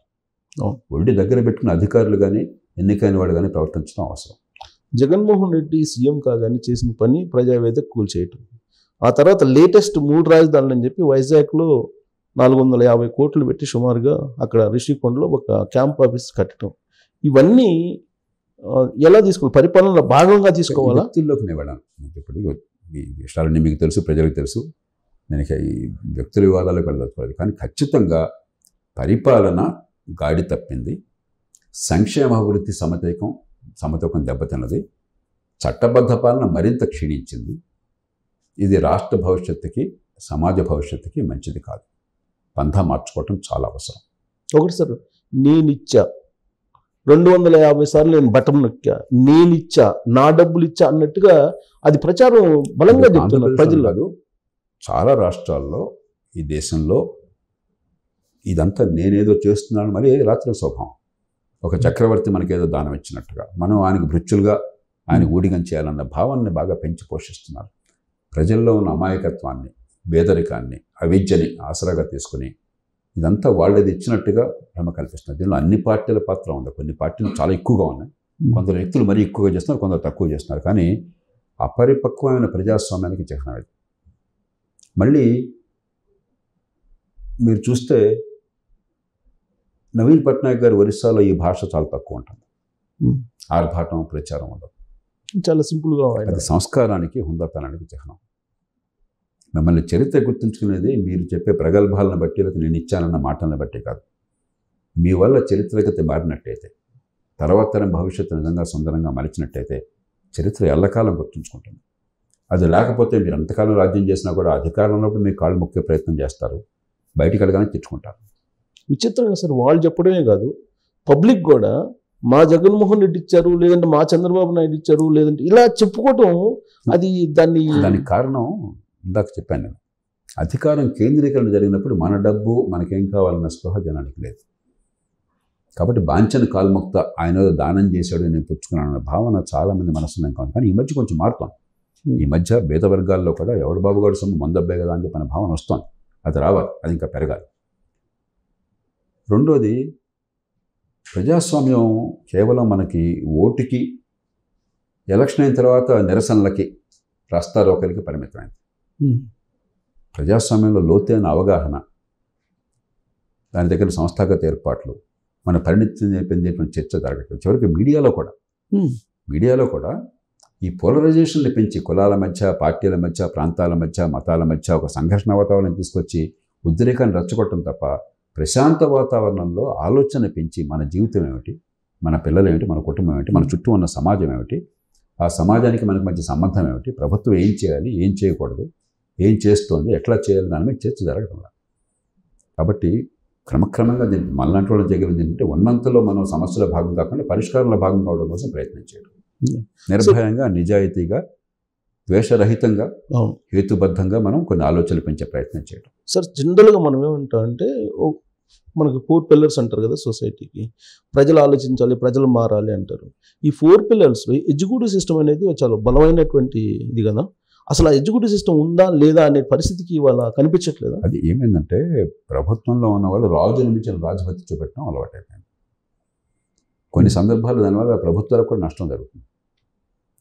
మనం కొన్ని సందర్భాల్లో అధికారంలో ఉన్నవాళ్ళు వాళ్ళు వీళ్ళు చెప్పడం వల్ల కానీ, అవగాహన లేకపోవడం చేత కానీ, ఆవేశం వల్ల కానీ కొన్ని పొరపాటు కూడా చేయొచ్చు, దురుద్దేశం లేకపోయినా కూడా. సమర్థులైన అధికారి, నిజాయితీపడిన అధికారి, ప్రజాహితాన్ని కోరే అధికారి నచ్చ చెప్పగలగాలి, కేవలం వ్యతిరేకించడమే కాదు. అది చేస్తే నష్టం ఏమిటి, మీకు కూడా నష్టం ఏంటి చెప్పగలగాలి. కొన్ని సందర్భాల్లో రాజును మించిన రాజభక్తులను చూపెడితే రాజుకే నష్టం. ఇంగ్లీష్లో ఒక సామెత ఉన్నది, కొంతమంది మిత్రులు శత్రువులు అక్కర్లేదట. ఆ మిత్రులు ఎంత మూర్ఖుడు అంటే వాడి వల్ల నష్టం ఎక్కువ జరుగుతుంది చెప్పండి. ఇట్లాంటి మిత్రులు అంటే అధికారంలో ఉన్న వాళ్ళ శత్రువులు అక్కర్లా. తానంటే తందాన అనేవాడు, మంచి చెడు విచక్షణ లేకుండా సరైన సలహా ఇవ్వనివాడు, చెప్పింది తడవగా పై వాళ్ళని ప్రసన్నం చేసుకోవడం కోసం పిచ్చి పనులు చేసేవాడు చాలా ప్రమాదకారి. ప్రజలకే కాదు, నాయకులు కూడా ప్రమాదకారి. కానీ మనం ఏంటంటే మన కాలు మొక్కగానే, మనకి దాసోహనగానే వాడు మనవాడని చెప్పి ఆలింగనం చేసుకుంటాం. ఆ మాత్రం ఇంగిత జ్ఞానం లేదు వీళ్ళకి. ఇంగిత జ్ఞానం నిజంగా ఉన్న నాయకులు అట్లా ప్రవర్తించారు ఎప్పుడు కూడా. రాజాజీ గారు తమిళనాడులో గొప్ప నాయకుడు ఆయన. అన్నాదురై గారు అధికారులు రాగానే, డిఎంకే అధికారులు రాగానే రాజాజీ గారి దగ్గరికి వెళ్ళాట, నాకు సలహా కావాలి. అధికారులు చాలా ఇప్పటిదాకా కాంగ్రెస్ ఒక్కటే ప్రభుత్వంలో ఉన్నది, అంతా వాళ్ళ మాట నెక్కింది, అధికారులంతా వాళ్ళ మాట విన్నారు. ఆ కాంగ్రెస్ పార్టీ ఏం చెప్తే చెప్పిన వాళ్ళు చేసిన వాళ్ళంతా అధికారులు చాలామంది ఉన్నారు, వాళ్ళు ఏం చేయాలన్నట్ట. రాజాజీ గారు చెప్పేటమయ్యా, నేనేం భయపడబాకు, వాడి మాట వింటే రేపొద్దు నీ మాట కూడా వింటాడు. అధికారులు ఎవడంటే వాడు కాలు మొక్కుతాడు. నువ్వు జాగ్రత్తగా ఆలోచించాల్సింది, ఆనాడు వాళ్ళ మాట వినకుండా ధర్మం కోసం పోరాడిన వాళ్ళు ఉన్నారు, ఈనాడు నీ మాట కూడా వినకుండా ధర్మం కోసం పోరాడతారు. వాళ్ళని గౌరవించుకో, వాళ్ళని జాగ్రత్తగా చూసుకొని చెప్పాను. అది ఇంగిత జ్ఞానం ఉన్న నాయకత్వం. అంతేగాని తానా అంటే తందాన అనేవాడు కాదు పరిపాలకుడు కావాల్సింది. ప్రజా సంక్షేమం గురించి ఆలోచించి అదే సమయంలో ద్వేషం లేకుండా, డ్రామాలు ఆర్భాటాలు లేకుండా నచ్చ చెప్పేవాడు, మీ ప్రయోజనాలు నిజమైన ప్రయోజనాలను కాపాడేవాడు కావాలి మీకు. ఆ ఇంగిత జ్ఞానం లేక రాజకీయ పార్టీలకి, ఎన్నికైన వాళ్ళకి అభద్రతా భావంతో ఉన్నారు కాబట్టి తానంటే తందాన అనేవాడు, కాలు మొక్కేవాడు గొప్పవాడు అనుకుంటున్నారు. సో ఇక్కడ ప్రజలు మారాలి అనేది తరచుగా చాలా భావిస్తూ ఉంటారు. నేను ఎప్పుడు ఆ మాట అన్నాను, ప్రజల్లో మార్పు రావాలి, దేశంలో మార్పు రావాల్సింది రాజకీయ పార్టీల్లో, పరిపాలన యంత్రాంగంలో, వ్యవస్థీకృత ఏర్పాట్లలో తప్ప ప్రజలు ఉన్న పరిస్థితుల్లో స్పందిస్తున్నారు. మనం బాధితుడిని, నష్టపోతున్న వాడిని విలన్గా చిత్రిస్తే అది మూర్ఖత్వం. ఎగ్జాక్ట్లీ. ఈ దేశ ప్రజలు ప్రజాస్వామ్యాన్ని కోరలా, వాళ్ళకి నినాదం చేయాల. మీ నాయకత్వం అంతా గురించి ప్రజాస్వామ్యం ఇచ్చామన్నారు, సరిగ్గా ప్రజాస్వామ్యాన్ని ఏర్పాటు చేయకపోవడం మీ తప్పు. ప్రజలతో ఎట్లా అవుతుంది? అవకాశం వచ్చిన ప్రజలు ఎప్పుడు కూడా వాళ్ళు అనుకున్న రీతిలో ఓటేశారు, మార్పు కోసం ప్రయత్నం చేశారు. మార్పుని తాకపోవటం మీ వైఫల్యం, ప్రజలు తప్పు ఎట్లా అవుతుంది? అధికారాన్ని కేంద్రీకరించడం మీ తప్పు, ప్రజలు తప్పు ఎట్లా అవుతుంది? 50 ఏళ్ల క్రితం పంచాయతీలు బ్రహ్మాండంగా పనిచేసినాయి, 60 ఏళ్ల క్రితం. అది తీసిపారేసింది మీరు, వాటిని బలహీనం చేసింది మీరు, ప్రజలు తప్పు ఎట్లా అవుతుంది? కాబట్టి ఇది గడిసే అన్నమాట. ప్రజలు తప్పు అంటే ఎవరి తప్పు కాదని, ఎవరికి బాధ్యత లేదని, అది ఇది పిచ్చి మాట. ప్రజలు ఉన్న పరిస్థితుల్లో స్పందిస్తున్నారు. ప్రజలు ఓట్లు డబ్బులు తీసుకుంటున్నారు, కరెక్ట్. ఎందుకు తీసుకుంటున్నారు? చచ్చుండి పెళ్లికి వచ్చింది ఆ కట్నం అని. డబ్బులు తీసుకోకపోతే ఓటేస్తే బాగా జరుగుతుంది నమ్మకాన్ని మీరు కలిగించలేకపోయినారు, మీ తప్పది. ప్రజలు అంటే తప్పు పెడతారు. కాబట్టి ఇవన్నీ కూడా డ్రామాలు, నేను చెప్పుకోను. సార్, రాజధాని విషయానికి వస్తే అమరావతి రాజధాని అనేది దాన్ని మీరు యాక్సెప్ట్ చేస్తారా, ఆహ్వానిస్తారా? అది లేనందువల్లే ఆంధ్రప్రదేశ్ నష్టపోయింది. 2 విషయాలు. రాజధాని లాంటివి రోజుకు ఒక నిర్ణయం చేస్తే తొగ్గులకు నిర్ణయం అవుతుంది. రాష్ట్ర శాసనసభ ఏకగ్రీవంగా ఆలోచించి మరి అక్కడ ఉన్న భౌగోళిక పరిస్థితుల్లో ఒక నిర్ణయం చేశారు. దాన్ని మీరు ఇప్పుడు మారుస్తూ అంటారు, రేపు ఇంకో ప్రభుత్వం మళ్ళీ మారుస్తానంటుంది, తర్వాత ప్రభుత్వం ఇంకో మారుస్తా అంటే ఇది తొగ్గుల పని ఏదన్నా. రోజుకో రాజధాని మాత్రం ఇది పిచ్చి పిచ్చి పని. వాడు ఏం చేశాడు? ఢిల్లీ నుంచి దౌలతాబాద్ అన్నాడు, మళ్ళీ ఢిల్లీ అన్నాడు. చరిత్రలో తొక్కుల గురించి మంచిగా ఉంది అనుకుంటున్నారు? తొక్కులకనే పదం ఎప్పుడు వాడుతున్నాం మనం? పిచ్చి పాలనకి చిహ్నంగా వాడుతున్నాం ఇవాళ కూడా. ఓ అక్బర్ లాగానో అశోకుడు లాగానో గొప్ప పాలన చిహ్నంగా అనుకుంటున్నాం మనం ఏమన్నా? తొక్కులకు తెలియదు. రెండోది, రాజధాని పక్కన పెట్టండి. అమరావతి నగరం అనేది పేరేదైనా పెట్టండి, ఎక్కడైనా కానివ్వండి, రైతులంతా కలిసి వచ్చి వేలాది ఎకరాలు ముందుకొచ్చి ప్రభుత్వం బలవంతంగా సేకరించకుండా పెరిగేటువంటి విలువను దానిలో వాటా ఇచ్చి వాళ్ళకి ఒక స్టేక్ కల్పించి, మామూలుగా భూసేకరణ ఏం చేస్తాం? భూమిని కోల్పోయినవాడు జంగేసుకుంటాడు, నెత్తిని జంగేసుకుంటాడు. భూమి నిలుపుకున్నవాడు అక్కడ వచ్చి అభివృద్ధి వల్ల లాభం పొంది వాడు లాభపడుతున్నాడు. అలా కాకుండా వాడు దానిలో స్టేక్స్ ఇచ్చి మంచి ప్రయోగం చేశారు. పెట్టుబడులు బాగా వచ్చే అవకాశం కనిపిస్తుంది. గ్రీన్ ఫీల్డ్ సిటీ ఉండటం అనేది ఇవాళ పరిస్థితుల్లో రాష్ట్రాలకు అవసరం. ఏ రాష్ట్రాలకు మహానగరం ఒకటి అండగా ఉందో, ఓ గ్రీన్ ఫీల్డ్ సిటీ అత్యాధునికమైన ప్రపంచ స్థాయి సౌకర్యాలతో, అక్కడ సంస్థలతో ఉన్నదో, అక్కడ పెట్టుబడులు వచ్చే అవకాశం ఉంది ప్రపంచ స్థాయిలో, అక్కడ ఆర్థిక వ్యవస్థ పెరిగే అవకాశం ఉంది. దాన్ని వదిలేయటం అన్నది అది విజ్ఞతగా వాళ్ళు చేసే పని కాదు.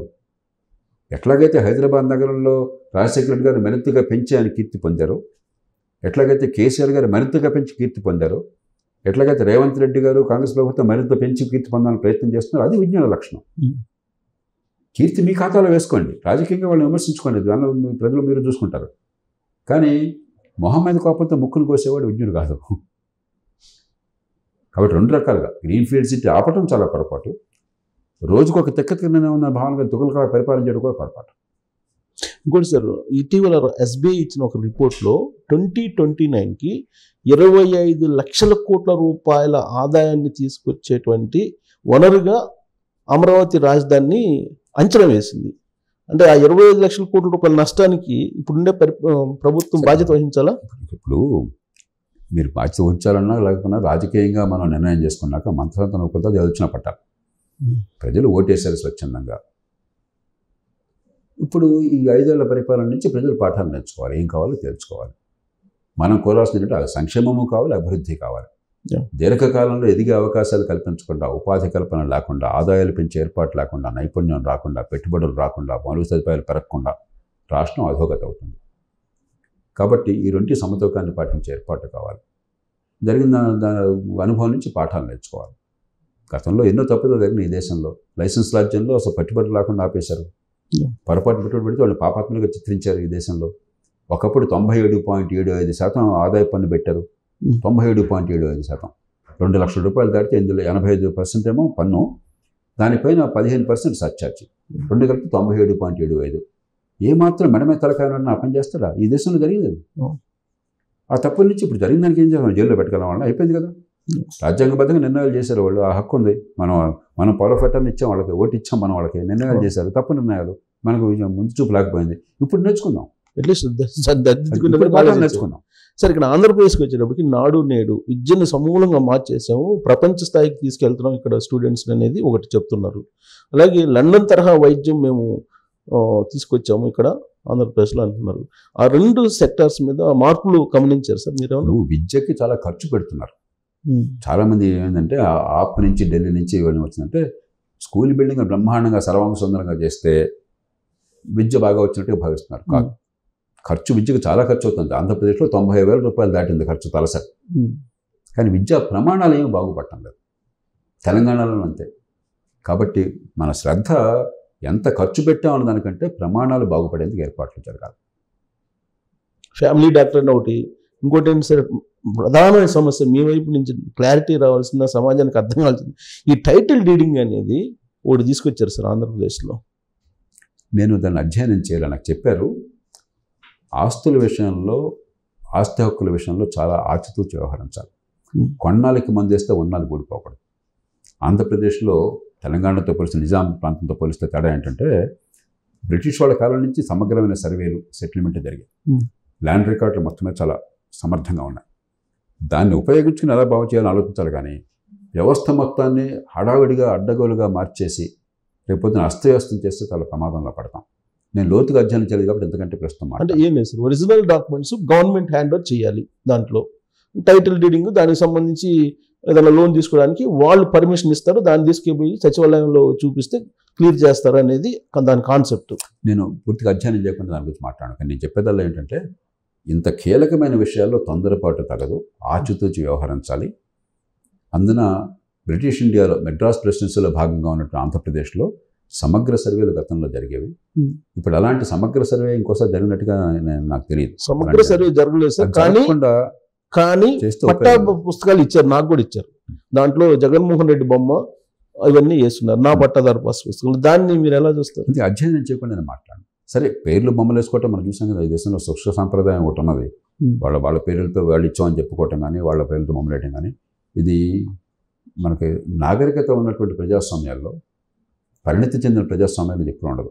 జో బైడెన్ బొమ్మ ఎక్కడ వేసుకోరు వాళ్ళు, లేకపోతే రిషి సోనక్ బొమ్మ ఎప్పుడూ వేసుకోరు వాళ్ళు. అక్కడ ప్రభుత్వం ప్రజల డబ్బుతో ప్రజల కోసం పనిచేయడం కోసం వాళ్ళు పెట్టుకున్నాం. వాళ్ళు మన కోసం పనిచేసేవాళ్ళు అలా భావిస్తారు తప్ప, మేము రాజులం, మీరంతా భృత్యులు, మా మొహం చూసి మీరు ఆనందించాలని చెప్పిన ఎప్పుడు ఉండదు అక్కడ. మన దేశంలో ఈ పార్టీ ఆ పార్టీని అన్ని పార్టీలు ఆ పని చేస్తున్నాయి, ఒక రాష్ట్రాన్ని ప్రత్యేకంగా నేను అంటే ఆంధ్రప్రదేశ్లో ఇప్పుడు కూడా ఇప్పుడు మన ఎంబ్లం ఉంటుంది, గవర్నమెంట్ ఎంబ్లం ఉంటుంది, కానీ ముఖ్యమంత్రి బొమ్మ అనేది. అందుకని ఇవన్నీ కూడా సరైన సాంప్రదాయాలు కాదు. సుప్రీంకోర్టు ఆ మాట అప్పుడప్పుడు చెప్తోంది, కానీ గట్టిగా పట్టించుకోవట్లేదు. కానీ మనలో పరిణతి రావాలి. ఇది మనది, ఇది ఎవరు బాబుగాడి సొమ్ము కాదు, మన పన్నుల డబ్బు, మన జీవితం. మనం ఓటేస్తే వాళ్ళ పదవులు ఉన్నారు, మనం ఓటేయకపోతే వాళ్ళు మామూలు వాళ్ళు అయిపోతారు, వాళ్ళని గొప్పవాళ్ళు కాదు అన్న విషయం మనకు అర్థమైతే ఇవన్నీ పరిష్కారం అవుతాయి. ఇంకోటి సార్, ఆంధ్రప్రదేశ్లో వ్యవసాయ పంప్ సెట్లకి మొత్తం మీటర్లు బిగించేస్తున్నారు. ఆల్రెడీ శ్రీకాకుళం ఇచ్చారు, తర్వాత ఉత్తరాంధ్ర నుంచి వరుసగా వస్తూ ఉన్నారు. అది ఆహ్వానించదగ్గ పరిణామం. నేను దాన్ని సమర్థిస్తాను ఎక్కడైనా సరే. ఎందుకంటే మేటరింగ్ లేకపోతే ఎంత ఎక్కడికి పోతుందో తెలియకపోతే వ్యవస్థను బాగు చేయడం సాధ్యం కాదు. కాబట్టి మేటరింగ్ అనేది వ్యవసాయ విద్యుత్కి అవసరం. సార్ ఇప్పుడు ఒకే స్లోగన్ తోటి జగన్మోహన్ రెడ్డి సిద్ధం సభల్లో వెళ్తున్నారు సార్. మీరు నాకు ఓటేస్తేనే మీకు రాబోయే రోజుల్లో ఈ బటన్ నొక్కే డబ్బులు సంక్షేమ పథకాలు అమలు అవుతాయి, లేదంటే రద్దు అవుతాయి, మీ ఇష్టం ఏనా అని చెప్పి ఒకటే ఒక స్లోగన్ చెప్తున్నారు. నేను ప్రజలకు చెప్పేది ఏంటంటే, ఒక 20 ఏళ్ల పాటు ఇలా బటన్లు నొక్కి ఇవన్నీ మీకు అందినాయి అనుకోండి, మీ పిల్లల జీవితం మీ జీవితం కంటే సంపన్నంగా ఉంటుందా? మీ చెయ్యి పుచ్చుకునే చెయ్యి కాకుండా ఇచ్చే చెయ్యిగా మారుతుందా? అలా ఉంటుంది అనుకుంటే అలాగే చేయండి.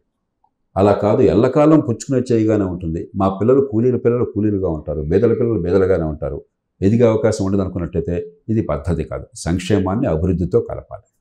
Right. Thank you very much Jayaprakash గారు. Thank you very much.